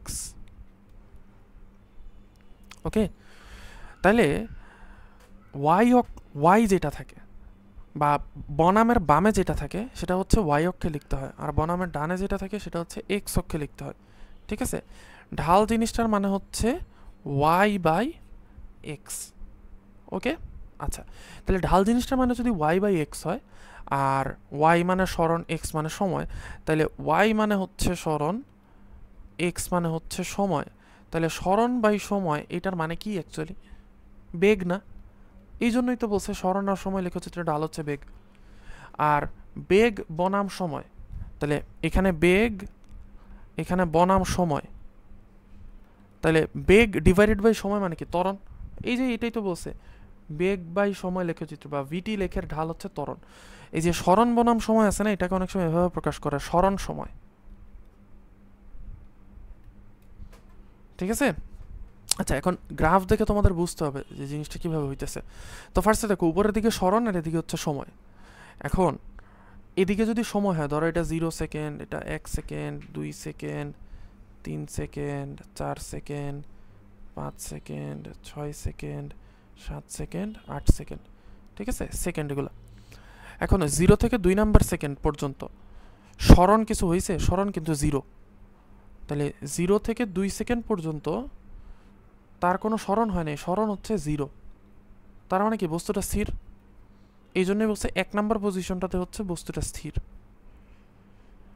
এবার আসা হচ্ছে 2 নাম্বার সিচুয়েশন, বস্তুটি সমবেগে চলছে। দেখো দেখো যতটুকু সময় গেছে ততটুকু হচ্ছে সরণ হয়েছে, যতটুকু সময় যাচ্ছে ঠিক ততটুকু সরণ হচ্ছে। এই যে 2 থেকে 3 পর্যন্ত যতটুকু সরণ হয়েছে, 3 থেকে 4 পর্যন্ত ততটুকু সরণ হয়েছে। তার মানে স্ট্রেট লাইন যদি হয় তাইলে এটা কি হচ্ছে? বস্তুটা সমবেগে যাইতেছে। বোঝা গেছে? আচ্ছা, বস্তুটি ত্বরণে চলছে। ত্বরণে চলছে মানে হচ্ছে দেখো এখানে বস্তুটার বেগকে, সরণটা কি হইতেছে? আস্তে আস্তে উপরের দিকে অনেক বেশি বেড়ে যাইতেছে, ঠিক আছে? এটা কিন্তু 3 থেকে 4 সেকেন্ডে যতটুকু স্মরণ হয়েছে 4 থেকে 5 সেকেন্ডে তার চেয়ে বেশি স্মরণ হয়েছে, 5 থেকে 6 সেকেন্ডে তার চেয়েও বেশি স্মরণ হয়েছে। দেখো 3 থেকে 4 সেকেন্ডে শুধুমাত্র হচ্ছে এইটুকু বাড়ছিল, বাট 4 থেকে 5 সেকেন্ডে এইটুকু বেড়ে গেছে, 5 থেকে 6 সেকেন্ডে এইটুকু বেড়ে গেছে। তার মানে আস্তে আস্তে স্মরণটা বাড়তেছে। এই জন্য স্মরণটা যেহেতু বাড়তেছে তার মানে বস্তুটা কী হইতেছে, ত্বরণে চলতেছে। আর উপর থেকে নিচে নামতেছে, তার মানে স্মরণ ছিল এখানে, এখন স্মরণ নেমে গেছে জিরোতে। তার মানে বস্তুটা গেছিলো এখানে, এখন যাইতেছে এদিকে, তাই না? বস্তুটা এদিকে যখন যাচ্ছিল তখন তার স্মরণটা উপরের দিকে দেখতেছিলাম আমরা। এবার বস্তুটা যখন নিচের দিকে নামতেছে তার মানে কি বস্তুটা পিছনের দিকে যাচ্ছে, এই কথাই বলছে। এবার দেখো 1 নম্বরে এটা হচ্ছে সময়, এটা হচ্ছে বেগ। তাহলে সময় ধরো 1 সেকেন্ড, 2 সেকেন্ড, 3 সেকেন্ড, সময় যত এদিকে যাইতেছে এটার বেগ কিন্তু সেমই রয়ে গেছে। তার মানে কি বস্তুটা সময় বেগে যাইতেছে, এই যে সব কিছুতেই ধরো এটা হচ্ছে 10 কিলোমিটার পার আওয়ার, তাহলে 1 2 3 সেকেন্ডে হচ্ছে 10 কিলোমিটার পার আওয়ার, সেম। এবার এখানে কি হচ্ছে 3 থেকে 4 সেকেন্ডে যতটুকু বাড়ছে বেগ, 4 থেকে 5 সেকেন্ডেও ততটুকু বাড়ছে, 5 থেকে 6 সেকেন্ডেও ততটুকু বাড়ছে। তার মানে একটা সরল রেখা, তাই না? সরল রেখা এবং সমান পরিমাণে বেগ বাড়তেছে প্রতি সেকেন্ডে, তাহলে এটা কি সমত্বরণ, একটু আগে বলে আসছি। এবার দেখো 4 5 6, এটা হচ্ছে 7 সেকেন্ড, এটা হচ্ছে 8 সেকেন্ড, এটা 9 সেকেন্ড। এবার দেখো 6 থেকে 7 সেকেন্ডে যতটুকু বেগ বাড়ছে, 7 থেকে 8 সেকেন্ডে আরও বেশি বেগ বাড়ছে, 8 থেকে 9 সেকেন্ডে আরও বেশি বেগ বাড়ছে। তার মানে কি বেগটা অসমভাবে বাড়তেছে, তাই না? অসমভাবে বাড়তেছে। বেগ বাড়াকেই বলা হয় ত্বরণ। যদি বেগ প্রতি সেকেন্ডে সমান হারে বাড়ে, 5 কিলোমিটার করে বাড়ে, 5 কিলোমিটার পার আওয়ার করে বাড়ে, তাহলে সেটা হচ্ছে সমত্বরণ। বাট এইখানে বেগ হচ্ছে বাড়তেছে, কোনো সেকেন্ডে হচ্ছে 5 কিলোমিটার পার আওয়ার করে বাড়তেছে, কোনো সেকেন্ডে 6 কিলোমিটার পার আওয়ার করে বাড়তেছে, কোনো সেকেন্ডে 10 কিলোমিটার পার আওয়ার করে বাড়তেছে, ঠিক আছে? সো এখানে এটা কি অসমত্বরণ, কারণ বেগ বৃদ্ধির হারটা সমান না। আর এখানে দেখো উপর থেকে নিচে একেবারে একই হারে বেগ কমতেছে, তাহলে এটা কি বেগ কমা হচ্ছে মন্দন, তাহলে এখানে সমমন্দনে চলতেছে, ঠিক আছে? সো আমরা হোপফুলি লেখচিত্র বুঝে গেছি। এইবার এই যে এইখানে যে জিনিসগুলো আছে না, এই জিনিসগুলো তোমরা জাস্ট একটু 1 মিনিট পড়ো। এই জিনিসটা অলরেডি তোমাদেরকে আমি বুঝাই ফেলছি, ঠিক আছে? এটা দেখো তোমরা জাস্ট পড়লেই বুঝবে। এতক্ষণ পর্যন্ত মানে পুরো চ্যাপ্টারই বলতে গেলে আমি তোমাদেরকে পড়াই ফেলছি, জাস্ট খালি এমসিকিউগুলো প্রয়োগ করতে হবে যে এমনি এমনি সলভ। এই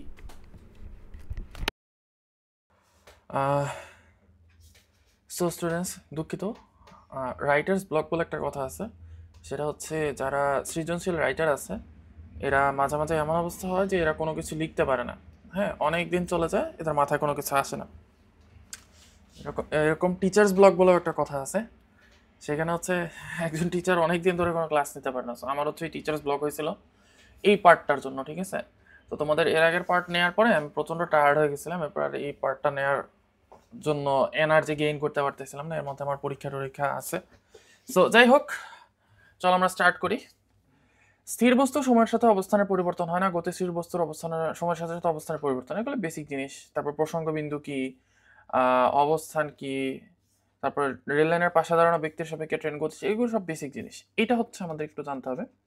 সূর্যের গতিপথের কেন্দ্র হচ্ছে গ্যালাক্সি, অর্থাৎ সূর্য যে ঘুরতেছে, সূর্য কিন্তু স্থির নেই, সূর্য কিন্তু ঘুরতেছে। তো সূর্য কাকে কেন্দ্র করে ঘুরতেছে? আমাদের গ্যালাক্সিকে কেন্দ্র করে ঘুরতেছে, ঠিক আছে? এটাই বলছে। ওকে, সো আমরা এখান থেকে কিছু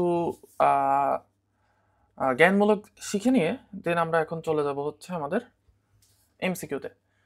তো ফার্স্ট এমসিকিউ দেখি, আমি তোমাদেরকে সব এমসিকিউ সলভ করাবো না, তোমরা স্লাইড থেকে বাকি এমসিকিউগুলো সলভ করে নিও, ঠিক আছে? আমি জাস্ট একটা দুটো এমসিকিউ সলভ করাবো, আর প্রত্যেকটা টপিক থেকে, কারণ অনেক টপিক, 10-12টা টপিক। প্রথমে দেখো, এ একটি রাস্তা দিয়ে 10 এমএস ইনভার্সন উত্তর দিকে দৌড়াচ্ছে, বি হচ্ছে এর সমান বেগে দক্ষিণ দিকে দৌড়াচ্ছে, এ দেখতে পাবে বি কি হচ্ছে। তো চলো আমরা একটু দেখি। আমরা ম্যাথে যাব না, আমরা সরাসরি হচ্ছে ইয়ে দিয়ে করব, গ্রাফ দিয়ে করবো। এটা উত্তর, উত্তর দিকে তাকাইলে ডান দিকে পূর্ব, বাম দিকে পশ্চিম, আমি এইভাবে মনে রাখি সবসময়, আর নিচে দক্ষিণ। তাহলে এ কি করতেছে? উত্তর দিকে দৌড়াচ্ছে। সো এ হচ্ছে 10 এমএস ইনভার্স 1 বেগে সে উত্তর দিকে দৌড়াচ্ছে, আর বি হচ্ছে একই রাস্তা দিয়ে এ এর সমান বেগে দক্ষিণ দিকে দৌড়াচ্ছে। তার মানে বি দৌড়াচ্ছে হচ্ছে এদিকে 10 এমএস ইনভার্স 1। ওকে, এখন আমাদের ম্যাথ সলভ করার নিয়ম হচ্ছে যে কোনো একটা দিককে তোমার পজিটিভ আর একটা দিককে নেগেটিভ ধরে নিতে হবে। কি বলছি? তুমি যদি উপরে নিচে অথবা ডানে বামে হিসাব করো বেগ, তো তাহলে যে কোনো একটাকে তোমার পজিটিভ আর একটাকে নেগেটিভ ধরে নিতে হবে। তার মানে যদি উপরের দিকে যায় বা উত্তর দিকে যায় তাহলে পজিটিভ বেগ, নিচের দিকে আসলে নেগেটিভ বেগ। ওকে, ফাইন। তাহলে আমরা যদি উপরের দিকের বেগটা পজিটিভ ধরি তাহলে এটা হচ্ছে +10 m/s−1, আর নিচের দিকের বেগটা যদি নেগেটিভ ধরি তাহলে এটা হবে -10 m/s। বোঝা গেছে? কারণ এই মাইনাসটা কিন্তু বোঝাচ্ছে দিক, মানে সে আমি যে দিক পজিটিভ ধরছি তার উল্টা দিকে দৌড়াচ্ছে, এইটাই মানে হচ্ছে এই নেগেটিভ। ওকে, আচ্ছা ফাইন। এবার আমরা যদি যে কোনো কিছুর বিয়োগফল বের করতে চাই তাহলে আমরা কি করি? আমরা একটার সাথে আরেকটা বিয়োগ করি। তার মানে আমরা কি করব? আমরা হইলে a - b করব অথবা b - a করব, তাই না? যদি আমরা বিয়োগফল বের করতে চাই, ওকে আমরা দুইটা করেই দেখি। a - b মানে 10 - -10, তার মানে এটা কত হবে? 20 m/s1। আর b - a, তার মানে কি হবে? b already -10 minus a, b - a, sorry b - a, তাহলে -10 - 10 তাহলে কত হয়? -20 m/s1। সো আমি যেভাবেই হিসাব করি না কেন মান কিন্তু 20 আসে। তাহলে ভাই একটাতে যে -20 আসলো, একটাতে যে 20 আসলো, দেখো এটা হচ্ছে তুমি a এর সাপেক্ষে b এর বেগ বের করছো, আর এটা হচ্ছে b এর সাপেক্ষে a এর বেগ বের করছো। তাহলে b এর বেগ যদি হয় -10 তাহলে a এর বেগ কত? আরো বেশি -20। এখানে -20 মানে কিন্তু হচ্ছে ওই প্লাস মাইনাসের মাইনাস না, তোমার সংখ্যা রেখার মাইনাস না, এটা হচ্ছে জাস্ট দিকের মাইনাস। বোঝা গেছে? আচ্ছা ওকে, সো আমরা আমাদের এই ম্যাথটা হয়ে গেল। এবার এটা একই জিনিস, সো আমরা এটা স্কিপ করতেছি। দেখো, কোন বিন্দুর অবস্থান সকল প্রসঙ্গ বিন্দুর সাপেক্ষে একই। কোন বিন্দুর অবস্থান সকল প্রসঙ্গ বিন্দুর সাপেক্ষে একই, এটা কিন্তু ভুল। কেন? কারণ ধরো একটা বিন্দু এখানে আছে, এবার আমি ইচ্ছা করলে আমার এখানে একটা প্রসঙ্গ বিন্দু দিতে পারি, মানে এখান থেকে আমি হিসাব করতে পারি ডিস্টেন্স। আমি আবার এখানে ডিস্টেন্স দিতে পারি, আমি আবার এখানে ডিস্টেন্স দিতে পারি। যেমন ধরো কোনো একটা বল বাংলাদেশে আছে, কোনো একটা বল বাংলাদেশে আছে। এখন তুমি হিসাব করলা গুলিস্তান থেকে এই বলের দূরত্ব কত, তাইলে একটা আসবে। আমেরিকা থেকে এই বলের দূরত্ব কত, তাইলে আরেকটা আসবে। তার মানে গুলিস্তান, আমেরিকা এগুলো কিন্তু একটা প্রসঙ্গ বিন্দু। সো সকল প্রসঙ্গ বিন্দুর সাপেক্ষে একই, এটা ভুল। ভিন্ন ভিন্ন প্রসঙ্গ বিন্দুর সাপেক্ষে ভিন্ন, এটা রাইট। প্রসঙ্গ বিন্দুর উপর নির্ভরশীল, রাইট। তার মানে এটার আনসার হচ্ছে 2, 3। আচ্ছা, এ মহাবিশ্বে পরম স্থির বস্তু আছে, নাই? এ মহাবিশ্বে পরম স্থির বস্তু নেই, এটা রাইট। সকল গতি আপেক্ষিক, এটা রাইট। তার মানে এটা ঠিক আছে। আচ্ছা, একটি চলন্ত ট্রেনের বাংকারে একটি বাক্স রাখা থাকলে ট্রেনের যাত্রী বাক্সটিকে গতিশীল দেখবে। দেখো এখানে এটা হচ্ছে সিম্পলি একটা ট্রেন, ঠিক আছে? এখানে যাত্রী মহাশয় বসে রয়েছে আর এখানে একটা বাক্স আছে। এখন বলো, ট্রেন যখন চলতেছে, যাত্রীও যে স্পিডে চলতেছে, বাক্স সেই স্পিডেই চলতেছে। সো তুমি যখন ট্রেনে থাকো, সিম্পল চিন্তা করো, ট্রেনে বা বাসে থাকো, তখন তোমার কি মনে হয় যে তোমার সামনের জন চলতেছে? তোমার সামনের জনকে কিন্তু স্থিরই মনে হয়, তাই না? সো এইভাবে চিন্তা করো, ট্রেনের যাত্রী বাক্সটিকে কি দেখবে? গতিশীল দেখবে না। ট্রেনের যাত্রী বাক্সটিকে স্থির দেখবে। ট্রেনের বাইরের দর্শক, আচ্ছা তুমি যখন বাইরে থেকে কোনো একটা বাসের ভিতরে দেখো, তখন দেখো না যে বাসের ভিতরে লোকজন চলতেছে, তার মানে কি ট্রেনের বাইরের দর্শক গতিশীল দেখবে, এটা আনসার। প্রসঙ্গবিন্দুর সাথে তুলনা করে কি কি নির্ণয় করা যায়? বুঝছো? মানে ধরো গুলিস্তান থেকে তুমি বলটার দূরত্ব যদি মাপতে চাও তাহলে এই গুলিস্তানটা হচ্ছে প্রসঙ্গবিন্দু আর এই বলটা হচ্ছে বস্তু, ঠিক আছে? এখন তাহলে তুমি কি কি নির্ণয় করতে পারো? বস্তুর অবস্থান নির্ণয় করতে পারবা, এই প্রসঙ্গবিন্দুর সাপেক্ষে বলটা গতিশীল না স্থির সেটা তুমি বের করতে পারবা, কোন বস্তুর আপেক্ষিক গতি বের করতে পারবা। আপেক্ষিক গতি মানে কি? আপেক্ষিক গতি মানে এই প্রসঙ্গবিন্দুর সাপেক্ষে তুমি যাই মাপবা সেটাই আপেক্ষিক। প্রসঙ্গবিন্দুর সাপেক্ষে এই বস্তুটা স্থির, এর মানে কি? এর গতি 0। প্রসঙ্গবিন্দুর সাপেক্ষে এই বস্তুটা গতিশীল, এর মানে কি? এটা চলতেছে, ঠিক আছে? বাট আমরা যদি প্রসঙ্গবিন্দুর সাপেক্ষে এটাকে স্থিরও ধরি, স্থির হইলেও কিন্তু গতি 0, আর গতি 0 মানেই তো স্থির। ওকে, সো এটা রাইট। আচ্ছা, সূর্যের গতিপথের কেন্দ্র কি? সূর্যের গতিপথের কেন্দ্র হচ্ছে এই যে গ্যালাক্সি, ছায়াপথ, মিল্কি ওয়ে, এই তিনটাই অ্যাকচুয়ালি একই জিনিস। সো আনসার 3টে। আচ্ছা, এবার আসো বিভিন্ন প্রকার গতি। ওকে, আচ্ছা তাহলে একটি সরল রেখা সীমাবদ্ধ বস্তুর গতি হচ্ছে রৈখিক গতি। কারণ কোন একটা বস্তু যদি এরকম একটা সরল রেখা চলে, সরল রেখা কিন্তু বক্ররেখা না, সরল রেখা চললে সেটাকে আমরা রৈখিক গতি বলি। যেমন ওই যে গাড়ি চলে, একটি নির্দিষ্ট বিন্দু থেকে সর্বদা সমদূরত্ব বজায় রেখে চলতে পারে। আচ্ছা ধরো এটা একটা বিন্দু, তোমাকে আমি শর্ত দিলাম এই বিন্দু থেকে সবসময় একটা নির্দিষ্ট দূরত্ব রেখে তোমাকে চলতে হবে। তাহলে তুমি দেখো, তুমি যদি সরল রেখা চলতে চাও তাহলে এই যে এইটুকু দূরত্ব আর এইটুকু দূরত্ব কিন্তু সেম না, আবার এইটুকু দূরত্ব আর এইটুকু দূরত্ব কিন্তু সেম না, তার মানে তুমি সরল রেখা চলতে পারবা না। বাট এটা সম্ভব, যে ধরো এটা একটা বস্তু, এই বস্তুর চারদিকে তুমি যদি বৃত্তাকারে ঘোরো তাহলে কিন্তু এটা পসিবল যে তুমি এই বিন্দুটা থেকে সব সময় সেম দূরত্ব রাখছো, কারণ বৃত্তের ব্যাসার্ধ কি সবগুলা সেম, তাহলে এটাকে বলা হয় ঘূর্ণন গতি। কারণ একটা নির্দিষ্ট বিন্দু থেকে সবসময় সেম দূরত্ব বজায় রেখে চলতে হলে তোমাকে বৃত্তাকারে চলতে হবে, বৃত্তাকারে। আর বৃত্তাকারে চলতে হলে কিসে চলতে হবে? ঘূর্ণন গতিতে। ওকে, এবার আসো হচ্ছে চলন গতি। চলন গতি, চলন গতি জিনিসটা কি? চলন গতি জিনিসটা হচ্ছে ধরো এই যে একটা বই, ঠিক আছে, এই বইটাকে তুমি যদি নড়াও, যে কোনো দিকে নড়াও, তুমি বৃত্তাকার গতিতে নড়াও, তুমি যে কোনোভাবে নড়াও, যে কোনো দিকে, মানে এটা সরল রৈখিক গতি হইতে পারে, রৈখিক গতি, ঘূর্ণন গতি, হোয়াট এভার, স্পন্দন গতি, যা ইচ্ছা গতিতে তুমি নাড়াও না কেন, এই বইয়ের এই সামনের অংশ আর পিছনের অংশ একই বেগে নড়বে না, একই সাথে নড়বে না, এই বইয়ের সবগুলা কণা একসাথে নড়বে না, এটাকে বলা হয় চলন গতি। বোঝা গেছে যে বস্তুর সকল কণা হচ্ছে একসাথে চলবে, এটা হচ্ছে চলন গতি। আচ্ছা, এবার আসা হচ্ছে পর্যায়বৃত্ত গতি। ভাই, বৃত্তাকার গতি বা ঘূর্ণন গতি আর পর্যায়বৃত্ত গতির মধ্যে ডিফারেন্স কি? দেখো, বৃত্তাকার গতিতে তুমি এখান থেকে যাত্রা স্টার্ট করছো, যাত্রা স্টার্ট করে পুরোটা ঘুরে আসছো একবার, ধরো 1 ঘন্টায়। এরপর তুমি আবার যাত্রা স্টার্ট করছো, এবার দ্বিতীয়বার তুমি যখন ঘুরছো তখন তুমি 5 ঘন্টায় পুরোটা ঘুরছো। এটা হচ্ছে বৃত্তাকার গতি। ওকে, এটা হচ্ছে বৃত্তাকার, এটা হচ্ছে ঘূর্ণন গতি বা বৃত্তাকার গতি।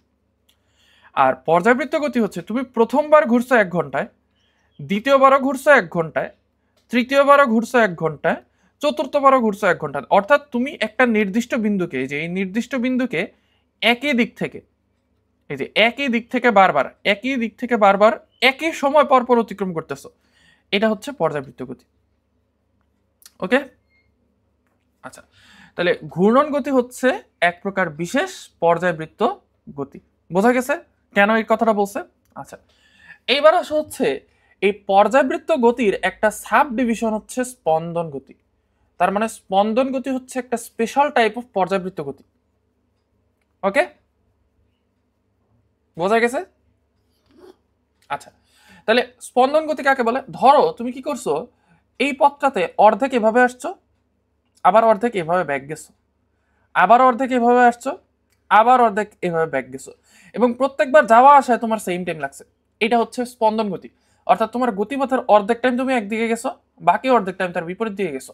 যেমন এটা আমরা দেখতে পাই কোথায়? আমরা দেখতে পাই স্প্রিং এ। স্প্রিং কি করে? স্প্রিং হচ্ছে গতির অর্ধেক টাইম নামে আবার উঠে, আবার নামে আবার উঠে, আবার নামে আবার উঠে। অথবা সরল দোলকে, দোলক কি হয়? দুলে যে এই অর্ধেক এদিকে যায়, অর্ধেক এদিকে যায়, অর্ধেক এদিকে যায়, অর্ধেক এদিকে যায়, অর্ধেক এদিকে যায়, অর্ধেক এদিকে যায়, প্রত্যেকবার কিন্তু সেম টাইম লাগে এবং একই দিক থেকে যায়। ঠিক আছে, তাহলে আমরা স্পন্দন গতি বুঝে গেলাম। স্পন্দন গতি কি? হাফ হচ্ছে সোজা, হাফ হচ্ছে তেরা। ঠিক আছে, হাফ হচ্ছে বাঁকা। যেমন এই যে স্প্রিং এর গতি, গিটারের তারের গতি, যে গিটারের তার এরকম থাকে, পরে আমরা টান দিয়ে এটা এরকম বাঁকা করে ফেলি, তারপরে এটা কি নিচে নামে আবার উপরে ওঠে, তাই না? ওকে, তো সরল দোলকের গতি স্পন্দন গতি। পর্যাবৃত্ত গতি কি হইতে পারে? বৃত্তাকার, উপবৃত্তাকার, সরলরৈখিক। পর্যাবৃত্ত গতি অসংখ্য রকমের হইতে পারে। কেমন? তুমি যদি 4 কোণা রাস্তায় এখান থেকে যাত্রা শুরু করছো, একটা 1 ঘন্টা পর পর তুমি আবার এখানেই ফেরত আসছো, এটাও কিন্তু পর্যাবৃত্ত গতি। তুমি এখান থেকে যাত্রা শুরু করছো, তুমি এরকম পেঁচানো রাস্তায় গিয়ে 1 ঘন্টা পর আবার এখানে ফেরত আসছো, আবার সেম পেঁচানো রাস্তায় গিয়ে 1 ঘন্টা পর এখানে ফেরত আসছো, এটাও কিন্তু পর্যাবৃত্ত গতি। সো পর্যাবৃত্ত গতি এক এক রকম হতে পারে। জাস্ট তোমাকে শর্ত রাখতে হবে যে একটা নির্দিষ্ট বিন্দুকে নির্দিষ্ট সময় পর পর একই দিক থেকে অতিক্রম করতে হবে। ওকে, আই হোপ বুঝতে পারছো। এবার আসো, একটা বস্তুকে ছাদ থেকে ফেলে দেওয়া হলো, এর গতি কি গতি? অবশ্যই সরল রৈখিক গতি, সরল রেখায় নিচে পড়তেছে। চলন গতি, এই বস্তুর সব অংশই কি একই সাথে চলতেছে, তাহলে এটা চলন গতি, বাট এটা পর্যাবৃত্ত গতি না, তাহলে এক দুই। আচ্ছা, এ এর গতি চলন গতি, চিত্র এ।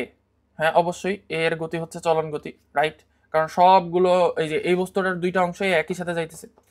বি এর গতি চলন গতি না, বি এর গতি কিন্তু চলন গতি না, কারণ এই যে, আচ্ছা এখানে একটা জিনিস দেখো, এখানে তিনটা কিন্তু আলাদা বস্তু না, তিনটা মিলে একটাই বস্তু। ওকে, সো এখানে দেখো যে বি এর একটা অংশ নড়তেছে, সরি একটা অংশ স্থির, আরেকটা অংশ নড়তেছে, আরেকটা অংশ নড়তেছে, তার মানে একটা স্থির বাকি দুইটা নড়তেছে, মানে বি পুরা বস্তুটা একসাথে নড়তেছে না, এই জন্য এটা চলন গতি না। সি এর গতি চলন গতি নয়। হ্যাঁ, রাইট, কারণ সি এর দুইটা অংশ স্থির, একটা নড়তেছে, তার মানে পুরোটা একসাথে নড়তেছে না, এই জন্য এটা চলন গতি না। পুরোটা একসাথে নাড়লে সেটা চলন গতি, তাহলে একই।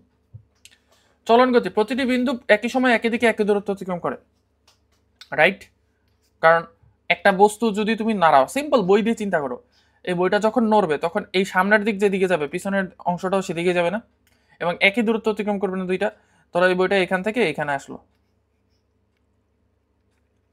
তাহলে এই বস্তুটা কতটুকু দূরত্ব অতিক্রম করছে? এইটুকু। আর এই বস্তুটা কতটুকু করছে? এইটুকু। সো এটা আর এটা কি অ্যাকচুয়ালি সেম দূরত্ব? চলন গতি সোজা হতেই হবে না, চলন গতি বাঁকাও হইতে পারে। আঁকা বাঁকা পথে চলন গতির উদাহরণ দুর্লভ, হ্যাঁ রাইট। তাহলে ওকে, সো আমি আর এখানে সলভ করতেছি না। এবার আসা হচ্ছে স্কেলার আর ভেক্টর রাশি। রাশি কি? যা আমরা মাপতে পারি তাই রাশি। এবার দিকের উপর ভিত্তি করে রাশি, এটা খুবই সিম্পল জিনিস।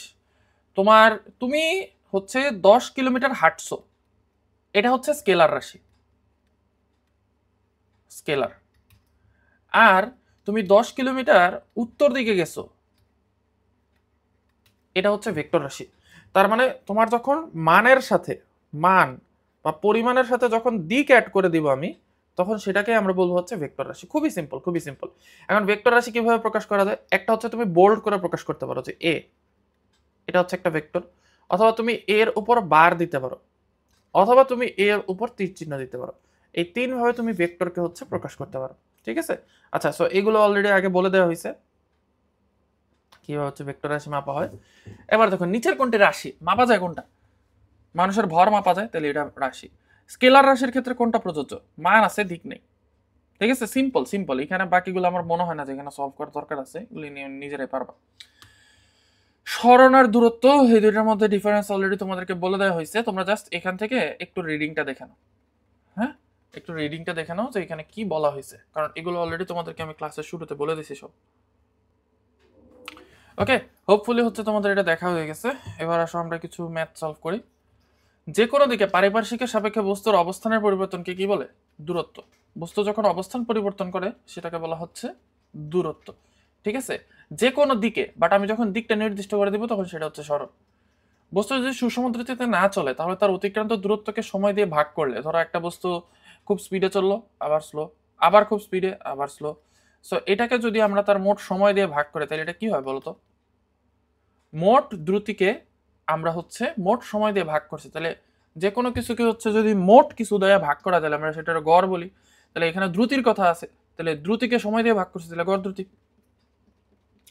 দূরত্ব যদি অশূন্য হয়, মানে দূরত্ব অশূন্য মানে দূরত্ব আছে, দূরত্ব আছে, সে এরকম চলছে, সে স্থির ছিল না, এ থেকে বিতে গেছে, শূন্য হতে পারে কোনটি? তাহলে এটা হতে পারে, দেখো দূরত্ব মানে কি, সে কতটুকু চলছে। তাহলে ধরো কোন একটা মানুষ এ থেকে যাত্রা শুরু করে এরকম নানা ঘুরে ঘুরে ঘুরে ঘুরে আবার এতে ফেরত আসছে, তাহলে সে কিন্তু অনেক দূরত্ব অতিক্রম করছে। বাট তার স্মরণ কতটুকু, সে এর থেকে কতটুকু সরে গেছে। স্মরণ মানে মনে রাখবা সরে গেছে কতটুকু, সরে গেছে, সরে গেছে, গেছে। সো এ থেকে সে কিন্তু সরে নেই, এই জন্য হচ্ছে তার স্মরণ হচ্ছে শূন্য। ওকে, এবার স্মরণের মানকে কোনটি বলা যেতে পারে? স্মরণের মান অ্যাকচুয়ালি কি বলতো? সরল রৈখিক দূরত্ব। স্মরণের মান মানে কি? ধরো এই যে এ থেকে বি তে দূরত্ব হচ্ছে এই যে এটা, এই বাঁকা রাস্তায় যে গেছে, স্মরণ কোনটা? এ থেকে বি এর স্ট্রেট দূরত্ব, তাহলে সরল রৈখিক দূরত্ব। ওকে ওকে, আচ্ছা এগুলো, আচ্ছা এটা একটু দেখা দিই।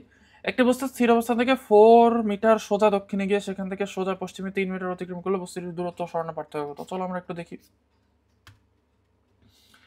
তাহলে এটা হচ্ছে এ, সরি এটা হচ্ছে উত্তর, দক্ষিণ, উত্তর দিকে রাখলে ডান দিকে পূর্ব, আর বাম দিকে হচ্ছে পশ্চিম।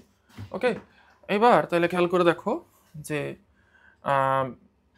সোজা 4 মিটার দক্ষিণে গেছে, তার মানে 4 মিটার হচ্ছে দক্ষিণে, সেখান থেকে পশ্চিমে 3 মিটার গেছে, পশ্চিমে গেছে হচ্ছে এদিকে 3 মিটার। ওকে ফাইন, এবার বস্তুর দূরত্ব স্মরণের ডিফারেন্স কত? ওকে ফাইন, বস্তুটা দূরত্ব কতটুকু অতিক্রম করছে? সে এখান থেকে এখানে আসছে 4 মিটার, দেন এখান থেকে এখানে আসছে 3 মিটার, মানে মোট 7 মিটার। তার মানে তার দূরত্ব হচ্ছে 7 মিটার। আর তার স্মরণ হয়েছে কতটুকু? দেখো এটার এটার মধ্যে এই কোণটা কিন্তু 90 ডিগ্রি, তাহলে 90 ডিগ্রি হলে 4 3 আর এটা হবে 5, কারণ 4 স্কোয়ার যোগ 3 স্কোয়ার রুট দিলে হয় কত? 5, এখানে 25, 25 থেকে 5, তাহলে স্মরণ হচ্ছে কত তার? 5 মিটার, তাহলে ডিফারেন্স কত? 2 মিটার। তাহলে এটা হচ্ছে আনসার ক। ওকে, সুন্দর কোশ্চেন ছিল কিন্তু এটা। এবার একটি বস্তু আর ব্যাসার্ধের একটি বৃত্তাকার পথে সম্পূর্ণ একবার ঘুরে এলো, তাহলে তার সরণ কত? তার মানে এই যে বৃত্তাকার পথে ঘুরে আসছে, সে এখান থেকে হয়তো যাত্রা স্টার্ট করছে, এখান থেকে বৃত্তাকার পথে ঘুরে আবার এখানে ব্যাক আসছে, তাহলে তার সরণ কত বলো? এখান থেকে যাত্রা শুরু করে ঘুরে আবার এই জায়গাতেই আসছে, তার মানে সরে গেছে কতটুকু? 0। তার সরণ হচ্ছে 0। বৃত্তাকার পথে পরিধির 1/4 অতিক্রম করা মানে 4/1 তার মানে এটা হচ্ছে অর্ধেক রাস্তা আর এটা হচ্ছে 4/1 রাস্তা। সে যদি এইটুকু অতিক্রম করে তাইলে তার সরণ কতটুকু হবে, এটা আমাদের হচ্ছে বের করতে বলছে। ঠিক আছে, তাহলে চলো বের করি। তাহলে আমরা প্রথমে হচ্ছে একটা ব্যাস আঁকি আর এখানে হচ্ছে একটা আঁকি, এই। ঠিক আছে, আমরা এখানে কি আঁকলাম? এই বিন্দু থেকে একটা ব্যাস আঁকছি আর উপর থেকে নিচে হচ্ছে 90 ডিগ্রিতে একটা রেখা আঁকছি। ওকে, এবার এই কোণটা কত? 90 ডিগ্রি। এবার দেখো এই পুরোটার মান কত? 2r, তাই না? কারণ আমাদের প্রত্যেকটা ব্যাসার্ধ থেকে আর আর। এবার আমাকে বলছে যে তার আদি দূরত্ব থেকে শেষ দূরত্ব হচ্ছে বৃত্তের পরিধির 1/4। বৃত্তের পরিধি কি? পুরোটা হচ্ছে বৃত্তের পরিধি। তাহলে 1/4 মানে কি? 4/1 তাহলে পুরোটার 4/1 কত? এখান থেকে এইটুকু। ওকে, আচ্ছা, তাহলে এখান থেকে এইটুকু আমাকে সরণ বের করতে বলছে, মানে সরল রৈখিক দূরত্ব বের করতে হবে। সো এই জন্য আমি কি করলাম? বৃত্তের কেন্দ্র থেকে হচ্ছে আমি দুইটা সরল রেখা আঁকছি। ওকে, আচ্ছা, এখন দেখো এইটুকু আর এইটুকু আর, তাহলে এটা কি হবে? √2r², তাই না? কারণ পিথাগোরাস কি বলছে যে অতিভুজ স্কয়ার ইজ ইকুয়ালস হচ্ছে তোমার লম্ব স্কয়ার প্লাস ভূমি স্কয়ার। এবার এটারে তুমি যদি লম্ব ধরো, এটারে যদি ভূমি ধরো আর এটার অতিভুজ ধরো, তাহলে কি হয়? r² প্লাস r², রুট করলে কি পাওয়া যায়? অতিভুজ। অতিভুজটাই কি আমার দূরত্ব, তাহলে এটা হবে √2r। খুবই সুন্দর কোশ্চেন করছে, তাই না? খুবই সুন্দর কোশ্চেন। ওকে, সো আমরা এটা সলভ করে ফেলছি। এখন হচ্ছে আমাদের এটা 77 নাম্বার, বস্তুর অতিক্রান্ত দূরত্ব কত? এখানে একটু খেয়াল করে দেখো তো, এ থেকে বি তীর চিহ্ন দিয়ে কিন্তু ক্লিয়ারলি বোঝাই দিতেছে যে এ থেকে বিতে যাচ্ছে, রাইট? এবং এটা একটা অর্ধবৃত্ত এবং এখানে কি দেওয়া আছে? ব্যাসার্ধটা দেওয়া আছে। তার মানে আমরা চোখ বন্ধ করে বলে দিতে পারি এটাও আর এটাও আর। তার মানে এ থেকে বি এর সরণটা কতটুকু? মানে এ থেকে বি এর স্ট্রেট দূরত্ব বা সরলরৈখিক দূরত্ব কত? 2r। সিম্পল। আচ্ছা, এখন আমাকে বলছে হচ্ছে অতিক্রান্ত দূরত্ব বের করার জন্য, রাইট? এখন এই জিনিসটাকে তুমি যদি হচ্ছে একটা বৃত্ত হিসেবে চিন্তা করো, তাহলে বৃত্ত হিসেবে চিন্তা করলে একটা বৃত্তের ব্যাসার্ধ হচ্ছে আর, তাহলে ওর পরিধি কত হবে? Simple, basic 2πr। এখন এই বস্তুটা কি করছে? অর্ধবৃত্তাকার পথ অতিক্রম করছে, রাইট? তাহলে অর্ধবৃত্তাকার পথ অতিক্রম করলে এটা কি হবে? 2πr/2, তার মানে কি? πr। সিম্পল। তাহলে এই বস্তুর অতিক্রান্ত দূরত্ব হবে πr। ওকে, ফাইন। এবার উচ্চতর দক্ষতা কি বলছে? বলছে বস্তুটির বেগ দ্রুতি অপেক্ষা বৃহত্তর মানের। এটা কিন্তু কমপ্লিটলি একটা বোগাস কথা। কেন? কারণ আমরা জানি বেগ হচ্ছে কি, তুমি যদি জাস্ট দ্রুতির সাথে জাস্ট দিকটা অ্যাড করে দাও, তাহলে সেটাকে কি বলা হয়? বেগ। তার মানে এই দিকের উপর কিন্তু কোনো স্পিড টিড এগুলো কিছু ডিপেন্ড করে না, মানে দিক কিন্তু কোনো স্পিড টিড বোঝায় না, এটা জাস্ট বোঝায় যে কোন দিকে যাইতেছে, তাই না? তাহলে দ্রুতি আর বেগ এই দুইটা কি একই জিনিস? আচ্ছা, এবার দেখো আমরা অপশন টেস্ট করতে পারি, আমাদের বাকি অপশন আর চেয়ে কি করা লাগে না। প্রথমটা যেহেতু ক্রস, তাহলে কি কি ক্রস হয়ে যায়? এটা অলরেডি অটোমেটিক্যালি ক্রস, এটাও অটোমেটিক্যালি ক্রস, এটাও অটোমেটিক্যালি ক্রস। আনসার হচ্ছে এটা। ঠিক আছে, অপশন টেস্টের মাধ্যমে তোমরা কি করতে পারবা? খুব ইজিলি কিছু কিছু কোশ্চেনের আনসার দিয়ে ফেলতে পারবো। এবার আসা হচ্ছে দ্রুতি এবং বেগ। এটা অলরেডি আমরা বেসিক জিনিসটা জানি। হ্যাঁ, বেগ ইকুয়ালস কি বলতে পারো তুমি? বেগ ইকুয়ালস হচ্ছে দ্রুতি প্লাস দিক, তাই না? সিম্পল জিনিস, দুইটার মান সেম, জাস্ট বেগের জন্য কি করতে হবে? দ্রুতির সাথে দিক অ্যাড করে দিতে হবে। ওকে, আচ্ছা, সময়ের সাথে এইগুলো বহুবার তোমাদেরকে বলছি, এগুলো নিয়ে আর আমি প্যারা নিতেছি না। এখন দ্রুতি বা বেগের একক কি?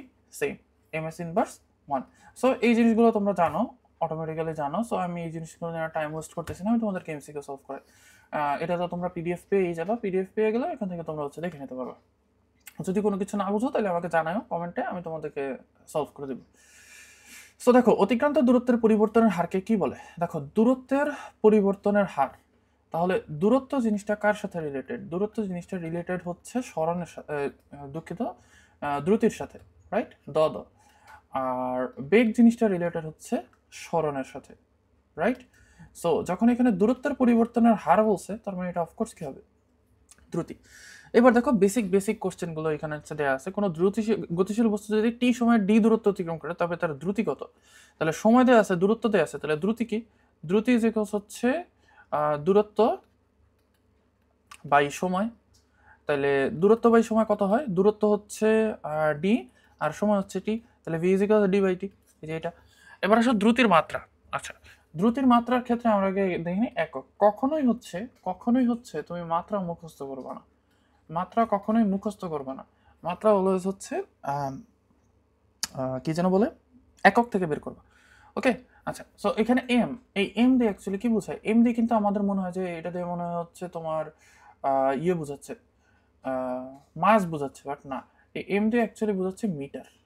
ওকে, মিটার অ্যাকচুয়ালি কিসের একক? লেন্থের একক, রাইট? তাহলে এটার মাত্রার হবে এল, আর এস এটা দিয়ে বোঝাচ্ছে সেকেন্ড, রাইট? তো সেকেন্ডকে অ্যাকচুয়ালি কিসের একক বলা হয়? টাইমের একক। তাহলে এটা হবে এলটি।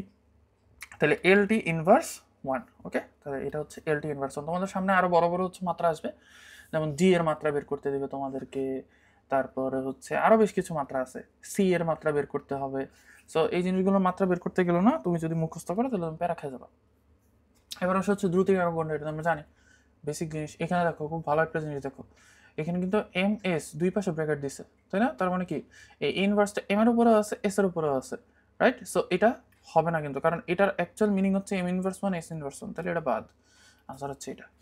রৈখিক গতিতে কোন দুটি রাশির সাংখ্যিক মান একই? এই যে বারবার বলতেছিলাম, সংখ্যা মান একই। কোনটা? বেগ আর দ্রুতি। কারণ তুমি যদি জাস্ট দ্রুতির সাথে কি অ্যাড করে দাও, সময় অ্যাড করে, দিকটা অ্যাড করে দাও, তাহলে হচ্ছে তুমি বেগ পেয়ে যাবা। এবার আসো, নিম্নের কোন গতিপথের বেলায় গড় বেগ ও গড় দ্রুতির মানে কি? আচ্ছা, তাহলে গড় বেগ এটার মানে কি? এটার মানে হচ্ছে মোট সরণ ডিভাইডেড বাই মোট সময়, রাইট? আর গড় দ্রুতি এই জিনিসটার মানে কি? গড় দ্রুতি এই জিনিসটার মানে হচ্ছে মোট দূরত্ব ডিভাইডেড বাই মোট সময়, রাইট? ঠিক না? আচ্ছা, এখন আমাদেরকে বলছে যে গড় বেগ আর গড় দ্রুতি দুইটা সেম করতে হবে। ওকে, দুইটা সেম করতে হবে। এখন সময় দুইটা সেম ধরে নিচ্ছি আমরা, সময় দুইটা সেম। তাহলে গড় বেগ গড় দ্রুতি দুইটা সমান করতে হবে, সময়ও দুইটা সেম। তাহলে এখন আমাদের কোন দুইটাকে সমান করতে হবে? আমাদেরকে সরণ আর দূরত্ব সমান করতে হবে। এখন দূরত্ব কি? কোন একটা বস্তু যেই রাস্তা দিয়ে গেছে এটা হচ্ছে দূরত্ব, আর স্ট্রেইট যে সরল রৈখিক দূরত্ব এর থেকে বি পর্যন্ত, এটা হচ্ছে আমাদের সরণ। ওকে, সো এখানে খেয়াল করে দেখো, কোন একটা বস্তু এখান থেকে যাত্রা শুরু করে সে যদি হচ্ছে আবার এইখানে ফেরত আসে, তাহলে এখানে সরণ কত হয়? 0, বাট দূরত্ব আছে। এখান থেকে সে যদি এমনে যায়, তাহলে তার দূরত্ব একটা, বাট তার সরণ কি? এটা। এখান থেকে যে সে এইটুকু গেছে, তার দূরত্ব এটা, বাট সরণ এটা। আর এইটার ক্ষেত্রে খেয়াল করো, তার দূরত্ব হচ্ছে এটা, তার সরণও হচ্ছে এটা। সো আনসার কোনটা? ক। ওকে, আচ্ছা। এবার আসো, মাধ্যাকর্ষণ বল ক্রিয়া না থাকলে পরন্ত বস্তু কি রূপে পড়তো? ওকে, আচ্ছা। এখন মাধ্যাকর্ষণ বল যদি না থাকতো, তাহলে খুব ইন্টারেস্টিং জিনিস ঘটতো। সেটা কি? যেমন ধরো, আমাদের এখন মনে হচ্ছে মাধ্যাকর্ষণ বল না হলে কি হইতো? কোন একটা বস্তু, এই যে নিউটনের যে আপেল, এটা উপর থেকে নিচে পড়ে কেন? মাধ্যাকর্ষণ বলের কারণে। এখন তুমি ধরো কোন একটা বিল্ডিং এর উপরে এরকম দাঁড়া আছো, ওকে? এখন তুমি বিল্ডিং থেকে কি করতেছো? আপেলটাকে নিচে ফেলাইতে চাচ্ছ, কিন্তু তোমার পৃথিবীর কোনো আকর্ষণ বল তোমার উপরও নেই, আপেল উপরেও নেই, আপেলের উপরেও নেই, স্পেসশিপে যেটা হয়। তাহলে কি থাকবে? এই আপেলটা এখানে ভেসে থাকবে, এটা নড়বে না। ওকে, আচ্ছা। সো এই বস্তুটা হচ্ছে তখন স্থিতিশীল থাকতো। ওকে, এখন তুমি ধরো এই বস্তুটাকে, মাধ্যাকর্ষণ বলটাল কিচ্ছু নাই, তুমি এই বস্তুটাকে কি করতেছো? উপর থেকে হচ্ছে জাস্ট নিচের দিকে ছুঁড়ে মারছো। তাহলে কি হবে? তুমি যদি 5 কিলোমিটার/আওয়ার বেগে ছুঁড়ে মারো, তাহলে এটা 5 কিলোমিটার/আওয়ার বেগেই নিচে পড়বে, ঠিক আছে? সমবেগে নিচে পড়বে। এখন এক্ষেত্রে হচ্ছে তোমাদেরকে নিউটনের 3টা সূত্র জানতে হবে। নিউটনের 3টা সূত্রের প্রথম সূত্রটা হচ্ছে এখানে কাজে লাগছে। নিউটনের 3টা সূত্র কি কি? নিউটনের প্রথম সূত্র হচ্ছে, যদি তুমি বাহ্যিকভাবে কোনো বলটল কিছু প্রয়োগ না করো, তাহলে স্থির বস্তু চিরকাল স্থির থাকবে, স্থির বস্তু চিরকাল স্থির থাকবে, এবং গতিশীল বস্তু চিরকাল গতিশীল থাকবে। যে বেগে ছিল ওই বেগেই থাকবে, একটুও বেগ কমবেও না, একটুও বেগ বাড়বেও না। এটাই হচ্ছে নিউটনের প্রথম সূত্র। খুবই সিম্পল সূত্র মনে হচ্ছে, তাই না? বাট নিউটন যেই টাইমে ছিল ওই টাইমে এই ধরনের একটা কথাবার্তা বলাটাও কিন্তু বেশ সাহসের ব্যাপার। ঠিক আছে, সো এটা আমরা বুঝলাম। এবার তাহলে সমবেগে পড়তে থাকবে। ওকে, আচ্ছা এখানে কেন হচ্ছে সমদ্রুতিতে না বলে সমবেগের কথা বলা হলো? কারণ দেখো দিকটা কিন্তু এখানে সবসময় সেমই থাকবে, দিকটা কিন্তু সেমই থাকবে। আমাদের মাঝে মাঝে হচ্ছে দ্রুতি সেম থাকা সত্ত্বেও বেগটা ডিফারেন্ট হয়ে যায়। কেন? কারণ ধরো কোনো একটা বস্তু এভাবে ঘুরতেছে, সে 5 কিলোমিটার/আওয়ার বেগেই সে হচ্ছে এভাবে ঘুরতেছে, বাট তার দিক কিন্তু কনস্ট্যান্টলি চেঞ্জ হচ্ছে। সো এটা কিন্তু সমবেগ না, এটা কিন্তু অসমবেগ।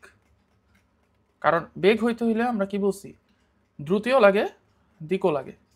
ঠিক আছে, দ্রুতি প্লাস দিক। তার দ্রুতি ঠিক আছে সব সেম, বাট তার দিকটা কিন্তু প্রতি সেকেন্ডে চেঞ্জ হচ্ছে। সো এটা কিন্তু অসমবেগ। ওকে, আচ্ছা, সো আমি আর এখানে সলভ করতেছি না, নেক্সটটাতে যাই। ত্বরণ আর মন্দন সিম্পল জিনিস। বেগের পরিবর্তনের হার হচ্ছে ত্বরণ, অর্থাৎ প্রতি সেকেন্ডে যখন বেগ বাড়বে বা বেগ কমবে, যেমন ধরো তোমরা যখন গাড়ি চালাও তখন দেখো যে, বা বাইক চালাও তখন দেখো প্রথমে হচ্ছে 10 কিলোমিটার/আওয়ারে চলতেছে, 5 সেকেন্ড পরে হচ্ছে হয়ে গেছে 20 কিলোমিটার/আওয়ার। তাহলে এই যে বেগটা যে বেড়ে গেল, এই জিনিসটাই হচ্ছে ত্বরণ। আবার এরকম হইতে পারে যে 20 কিলোমিটার/আওয়ার বেগে চালাচ্ছ, এটা কমে গিয়ে হয়ে গেল 10 কিলোমিটার/আওয়ার, এটাও হচ্ছে ত্বরণ। বাট এই যে উল্টা দিকে ত্বরণ হচ্ছে, 20 থেকে 10-এ কমে যাচ্ছে বেগ, বা বেগ কমে যাওয়ার হার, এটা হচ্ছে মন্দন। ঠিক আছে, ওকে। সো এই জিনিসগুলো বেসিক্যালি তোমরা সবাই জানো যে অভিকর্ষজ ত্বরণের মান কত, তখন তার ত্বরণ কত হয়। বাট এই জিনিসটার মিনিং কি অ্যাকচুয়ালি জানো? এটার মানে কি? এই জিনিসটার মানে হচ্ছে অভিকর্ষজ ত্বরণের মান 9.8 ms ইনভার্স 2। এটার মানে আসলে কি? ধরো তুমি এটা একটা 100 তলা বিল্ডিং, এই 100 তলা বিল্ডিং এর উপর থেকে তুমি কোনো একটা বস্তুকে ছেড়ে দিতে চাচ্ছ। ঠিক আছে, তুমি জাস্ট এই বস্তুটাকে ছেড়ে দিছো, কোনো বেগটা কিচ্ছু তো নয়, জাস্ট এটা ছেড়ে দিছো। তাহলে এটার প্রাথমিক অবস্থায় বেগ কত? 0। এবার 1 সেকেন্ড পরে, যেহেতু ত্বরণ 9.8 ms ইনভার্স 2, 1 সেকেন্ড পরে এটার বেগ হয়ে যাবে হচ্ছে 9.8 ms ইনভার্স 1। কারণ প্রতি সেকেন্ডে ওর বেগ 9.8 ms ইনভার্স 1 করে বাড়বে। 2 সেকেন্ডে তার বেগ কত হবে? 19.6 ms ইনভার্স 1। এরকম করে প্রত্যেক সেকেন্ডে কি হইতে থাকবে? প্রত্যেক সেকেন্ডে হচ্ছে আমাদের 9.8 ms ইনভার্স 1 করে তার বেগ বাড়তে থাকবে। ঠিক আছে, এটাই হচ্ছে অ্যাকচুয়ালি আমাদের অভিকর্ষজ ত্বরণের অর্থ। আচ্ছা, নিচের কোন বস্তুর গতিপথের ক্ষেত্রে বস্তুতে সর্বদাই ত্বরণ ক্রিয়াশীল? একটু ভালো করে খেয়াল করে দেখো, সর্বদাই ত্বরণ ক্রিয়াশীল মানে প্রত্যেক সেকেন্ডে সেকেন্ডে ত্বরণ ক্রিয়াশীল। এখানে কি ত্বরণ আছে বলো? এখানে আরেকটা জিনিস অ্যাড করলে ভালো হতো, যে সমদ্রুতির বস্তু, তাহলে আরো ইজি হতো জিনিসটা।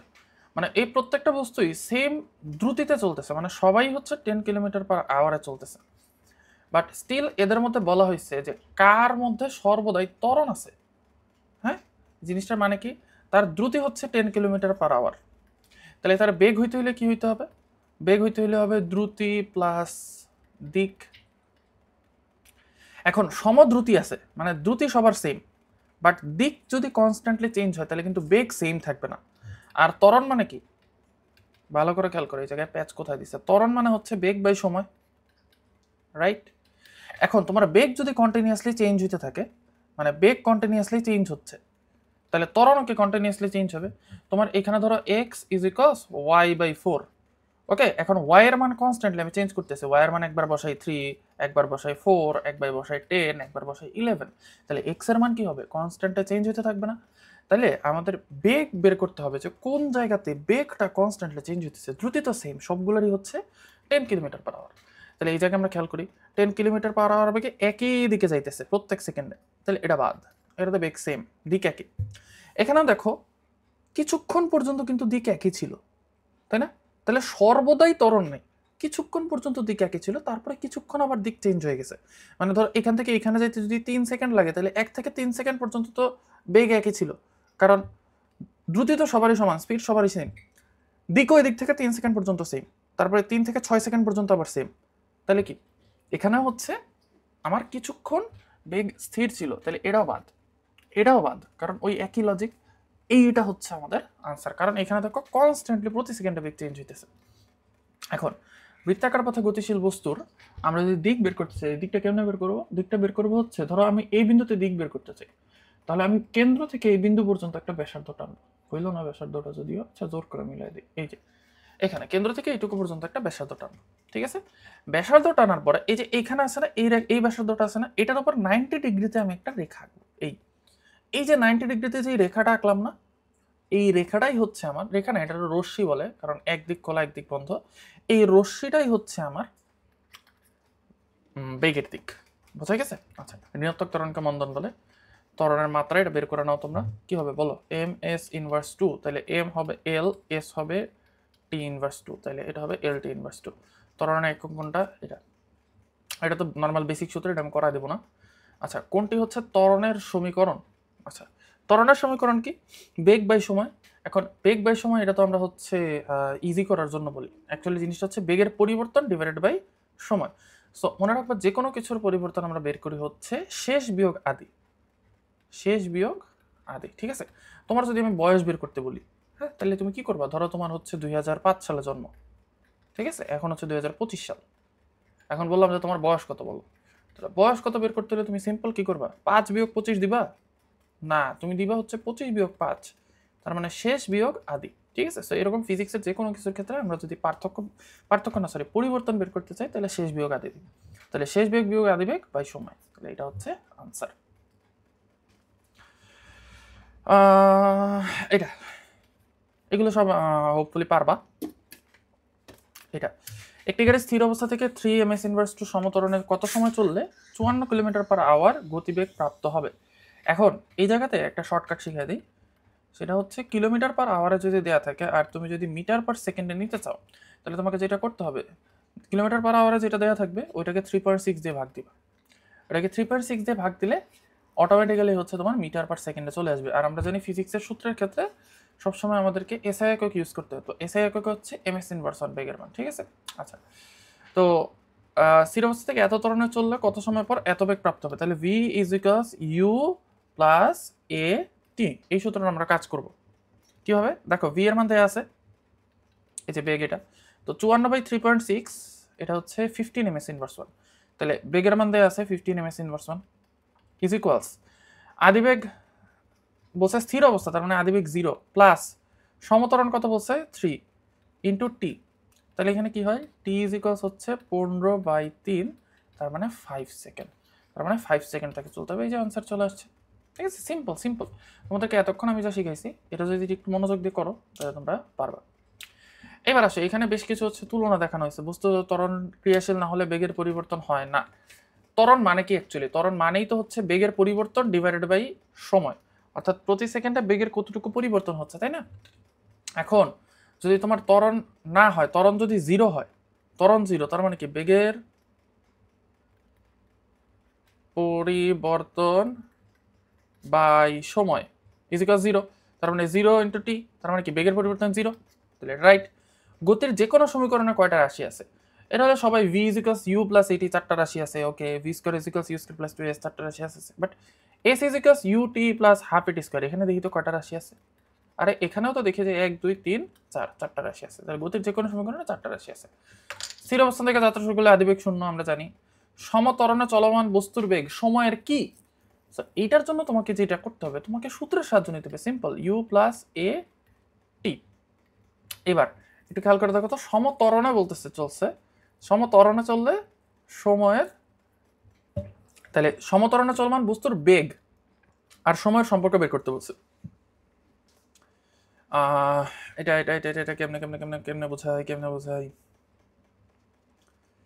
আচ্ছা, সমত্বরণ মানে যেটা হচ্ছে তোমাকে সম বলবে ওই জিনিসটা বাদ, তার মানে এ বাদ, ওকে। তাহলে আছে কি? আদিবেগ শেষ বেগ দুইটা এক পাশে নিয়ে আসো, ভি মাইনাস ইউ, তাহলে দুইটা বেগ এক পাশে নিয়ে আসলো না, আর এই পাশে থাকে টি, তাহলে বেগ আর টি দুইটা কি সমানুপাতিক না? এটাই বলছে, ওকে। মানে দুইটাই তো বেগ, যে কোনো একটার সাথে তুলনা করার চেয়ে দুইটার সাথে একসাথে তুলনা করো, ভি মাইনাস ইউ সমানুপাতিক, একই।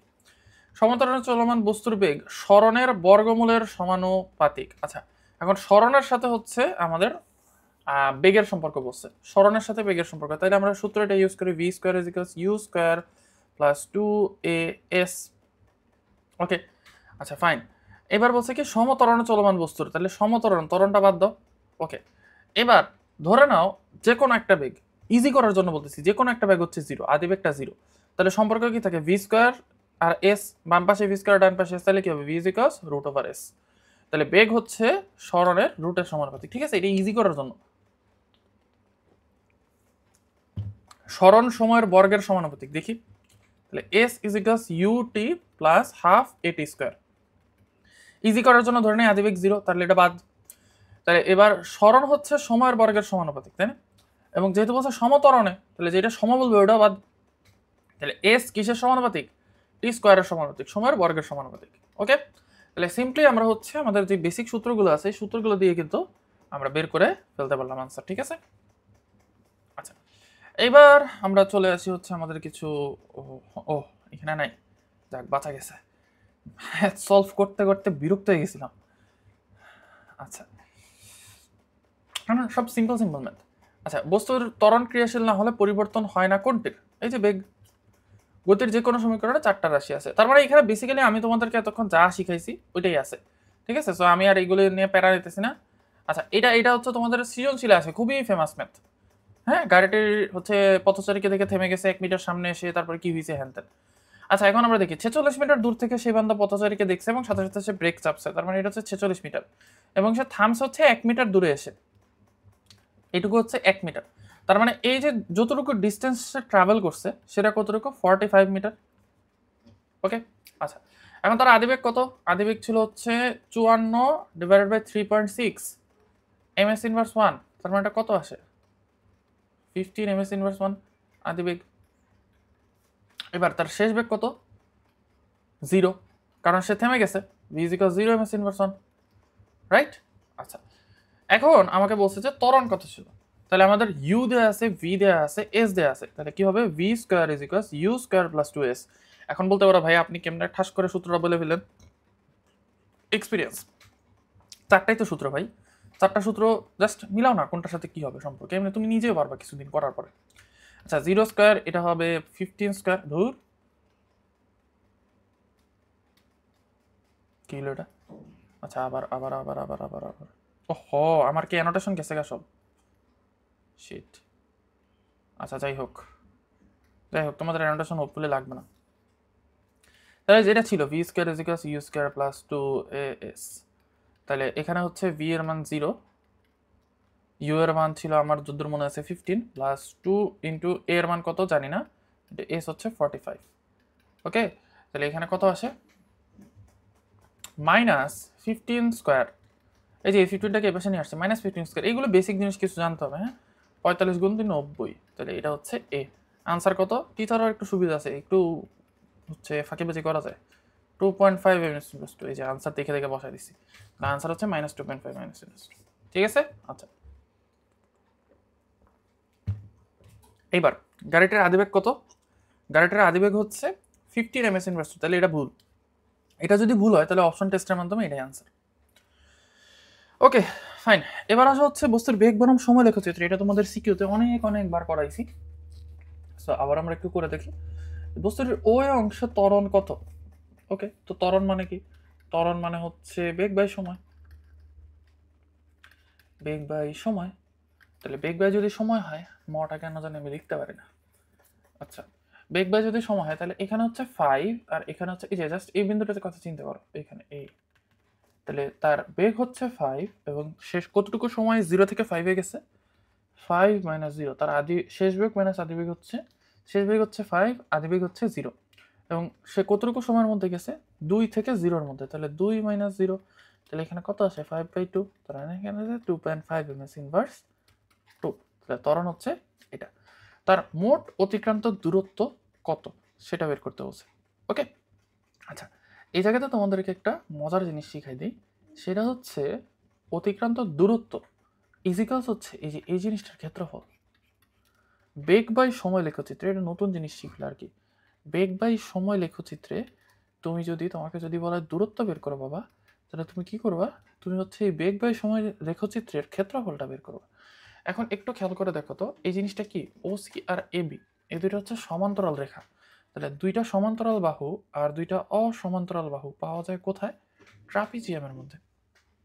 ওকে, এখন তোমাকে কি করতে হবে, এই ট্রাপিজিয়ামের ক্ষেত্রফলটা হচ্ছে বের করতে হবে। এখন ট্রাপিজিয়ামের ক্ষেত্রফলের সূত্র কি? ট্রাপিজিয়ামের ক্ষেত্রফলের সূত্র হচ্ছে দুই সমান্তরাল বাহুর যোগফল, অর্থাৎ ওবি ওসি প্লাস এবি, দুই সমান্তরাল বাহুর যোগফল ইনটু উচ্চতা। উচ্চতা মানে কি? এই যে দুই সমান্তরাল বাহুর দূরত্ব যেটা, এটাকে আমরা এখানে ধরে নিচ্ছি উচ্চতা হিসেবে।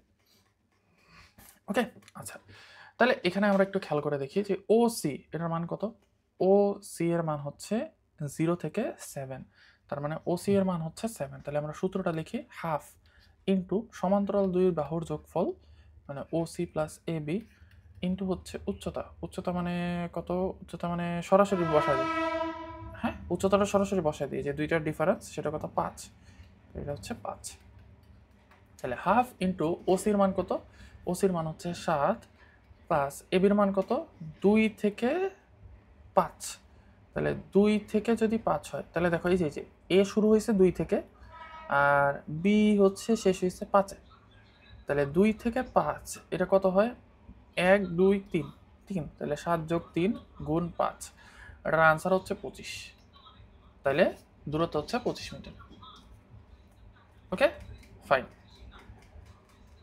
ওকে, সো এটা তোমাদেরকে আমি সিকিউতে করাইছি, সো আমি এখানে স্কিপ করলাম। অভিকর্ষজ ত্বরণের আদর্শ মান কত? এটা, এবং ত্বরণের সর্বনিম্ন মান কত বিষুবীয় অঞ্চলে? এটা হচ্ছে এই যে এটা হচ্ছে পৃথিবী হচ্ছে একটা গোলক। তো বেসিক্যালি জি এর সূত্রটা হচ্ছে এটা GM by R square. Okay, GM by R square. এখন জি ধ্রুবক, এম ধ্রুবক। এম হচ্ছে পৃথিবীর ভর, এটা তো অফকোর্স ধ্রুবক। জি হচ্ছে মহাকর্ষ ধ্রুবক, নামের মধ্যেই ধ্রুবক আছে, তাহলে এটা তো অফকোর্স ধ্রুবক। কাহিনীটা হচ্ছে আরকে নিয়ে। বিষুবীয় অঞ্চলে বা নিরক্ষরেখা যে জায়গায় পৃথিবীটা মোটা, কমলালেবুর মতো চ্যাপ্টা বলি না, মোটা যেই জায়গায়, এই জায়গাতে হচ্ছে আর এর মান বেশি। তাহলে আর এর মান যদি বেশি হয় তাহলে জি এর মান কি কম, কারণ দুইটা ব্যস্তানুপাতিক। সো বিষুবীয় অঞ্চলে কি হয়? জি এর মান সবচেয়ে কম, আর মেরু অঞ্চলে হচ্ছে জি এর মান সবচেয়ে বেশি, কারণ ওখানে আর এর মান কম। ঠিক আছে, বেসিক্যালি আমরা এটা বুঝে ফেললাম। এবার পরন্ত বস্তুর 3টা সূত্র, এটা আমরা জানি। এখন ভূপৃষ্ঠের বিভিন্ন স্থানে তো জি এর মান বিভিন্ন। এখন কোথায় হচ্ছে জি এর আদর্শ মান ধরা হবে? তাহলে দেখো এখানে সবচেয়ে কম, এখানে সবচেয়ে বেশি, তাহলে এই দুইটার মাঝখানে কোন একটা জায়গায় ধরা হবে। ইয়েস, এই মাঝখানে কোন একটা জায়গায় 45 ডিগ্রি অ্যাঙ্গেলে হচ্ছে জি এর মানকে আদর্শ মান হিসেবে ধরা হয়। বোঝা গেছে? আচ্ছা, এখন মহাকর্ষ আর অভিকর্ষের মধ্যে ডিফারেন্সটা কি? ডিফারেন্সটা কোনো ডিফারেন্সই নেই। অভিকর্ষ হচ্ছে ওয়ান কাইন্ড অফ মহাকর্ষ। সেটা কি?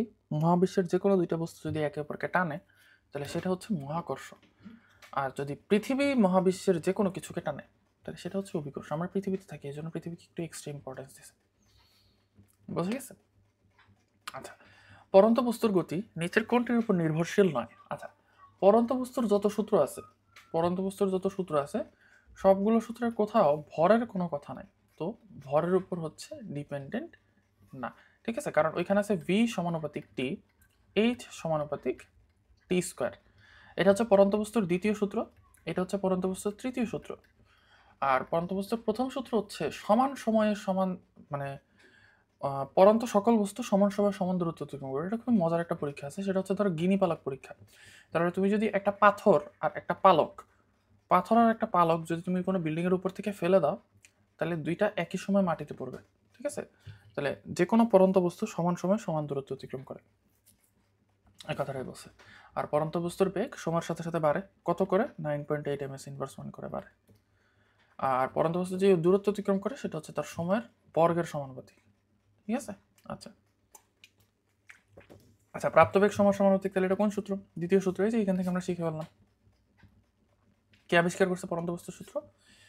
গ্যালিলিও। ওকে, আচ্ছা, কত মিটার উচ্চ দালানের ছাদ থেকে বস্তু ছেড়ে দিলে এত বেগে ভূপৃষ্ঠকে আঘাত করবে? অভিকর্ষজ ত্বরণের মান হচ্ছে এত। সো এটা কি? খুবই সিম্পল। তোমরা ওই যে S is equals UT plus half A square সূত্র শিখছো না, বা V square is equals U square plus 2s, ওই সূত্রগুলোই। তাহলে আমরা দেখি প্রথমে এটা ইউজ করা যায় কিনা, ইউটি প্লাস হাফ এটি স্কোয়ার। তো পরন্ত বস্তুর ক্ষেত্রে আমাদের দুইটা জিনিস খেয়াল রাখতে হয়, পজিটিভ দিক আর নেগেটিভ দিক। ঠিক আছে, আমরা উপরের দিকে সবসময় পজিটিভ ধরি, নিচ থেকে যদি উপরের দিকে যায় তাহলে সেটাকে আমরা পজিটিভ, উল্টা বলতেছি। যদি নিচ থেকে উপরের দিকে যায় তাহলে সেটাকে আমরা নেগেটিভ ধরি, আর উপর থেকে নিচে গেলে সেটাকে আমরা পজিটিভ ধরি ম্যাক্সিমাম ক্ষেত্রে আর কি। তো এটা হচ্ছে নর্মাল আমাদের গতির সূত্র। এটাকে যদি আমরা পরন্ত বস্তুর সূত্রে ট্রান্সফার করতে চাই তাহলে কি হবে? h is equals ut plus half gt square, right? এখন আমরা একটু এখানে খেয়াল করে দেখি যে আমাদের এখানে যে মানগুলো দেওয়া আছে, রাশিগুলো দেওয়া আছে, সেগুলোর সাথে এটা মিলে কিনা। তো কত মিটার উঁচু? h, okay fine. এত বেগে, এখানে শেষ বেগের কথা বলা নাই, তার মানে এই সূত্র ইউজ করা যাবে না। দেখি তো এই সূত্রটা কাজে লাগে কিনা। V square is equals U square plus 2as, তাহলে এটাকে কি বলা যায়? V square is equals U square plus 2gh, এটা বলা যায় না? এবার দেখি তো এখানে শেষ বেগ আছে কিনা, আছে, 31.3 স্কোয়ার। কত মিটার উঁচু থেকে বস্তুকে ছেড়ে দিছে? জাস্ট বস্তু ছেড়ে দিচ্ছে, তাহলে এটা কি 0 স্কোয়ার, আদিবিক 0 ইন্টু 2 ইন্টু 9.8। এইচ এর মান কত? এইচ এর মান আমরা জানি না, তাহলে এইচ। এবার এখান থেকে ইজিলি এইচ এর মান চলে আসবে হচ্ছে 50। Okay fine. সো এগুলো আই হোপ যে পারবা।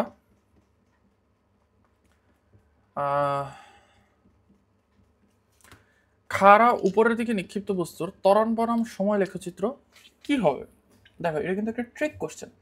ট্রিক কোশ্চেন কেন? তুমি খাড়া উপরে মারো, খাড়া নিচে মারো, যেদিকেই বস্তু মারো, তোমার ত্বরণ কিন্তু সবসময় সেম। তার মানে সময় যত যাবে ত্বরণ কিন্তু ওই 9.8ই থাকবে। ত্বরণ মানে হচ্ছে বস্তুর বেগ কমার হার, সেটা সবসময় সেমই থাকবে, বা বেগ বাড়ার হার সেটা সবসময় সেমই থাকবে। তাহলে এটা আনসার খ, ঠিক আছে, কারণ সেম। এবার যদি বলে সরণ বনাম সময় লেখচিত্র কোনটা, তাহলে এই জায়গাতে হচ্ছে একটু চিন্তা করতে হবে। দেখো তুমি যদি খাড়া কোনো একটা বস্তু উপরের দিকে ছুঁড়ে মারো, তাহলে সে তার সরণকে আস্তে আস্তে উপরের দিকে বাড়তে থাকবে, আস্তে আস্তে তার উপর সরণ বাড়তে থাকবে, তারপরে আস্তে আস্তে সে হবে নিচে নামতে থাকবে। তাহলে সূত্র হচ্ছে এটা, আনসার হচ্ছে এটা। ওকে আচ্ছা, সো এই জিনিসগুলো অলরেডি তোমরা জানো। এই যে সর্বোচ্চ মান সর্বনিম্ন মান বুঝাই তো দিলাম। আচ্ছা, এখানে কিছু শর্টকাট দেওয়া আছে। তোমাকে মাঝে মাঝে এই যে এই টাইপের দিয়ে বলবে যে গুলি হচ্ছে 50 মিটার দূরত্ব অতিক্রম করছে, তারপর তার বেগ হচ্ছে 1/3 হয়ে গেছে, 1/3 হয়ে গেছে। এখন সে এরপরে কতটুকু দূরত্ব অতিক্রম করছে? তার মানে একটা গুলি ছুঁড়ে মারা হয়েছে, সেই গুলিটা 50 মিটার দূরত্ব অতিক্রম করছে এবং তারপরে তার বেগ হচ্ছে 1/3 হয়ে গেছে। এরপরে তো সে কতটুকু দূরত্ব অতিক্রম করছে? তাহলে সেই দূরত্বটা হবে s divided by n square minus 1। তার মানে কি? তার মানে হচ্ছে s মানে 50 ডিভাইডেড বাই 1/3 হয়েছে না, থার্ড, তার মানে 3 স্কোয়ার মাইনাস 1। তাহলে কত হয়? 50/8। তাহলে 5 × 8 = 40, 6 × 8 = 48, 6 পয়েন্ট সামথিং। ঠিক আছে, সো এখানে বেশ কিছু হচ্ছে শর্টকাট দেওয়া আছে। এরপর হচ্ছে টি সেকেন্ডে এস এবং টি সেকেন্ডে এস দুটো তোমরা ত্বরণ কত, মানে ধরো বলছে 5 সেকেন্ডে, 5তম সেকেন্ডে সে হচ্ছে ধরো 10 মিটার অতিক্রম করছে, 7তম সেকেন্ডে সে হচ্ছে ধরো 20 মিটার অতিক্রম করছে, তাহলে তার ত্বরণ কত? এ ইজ ইকুয়ালস হোয়াট?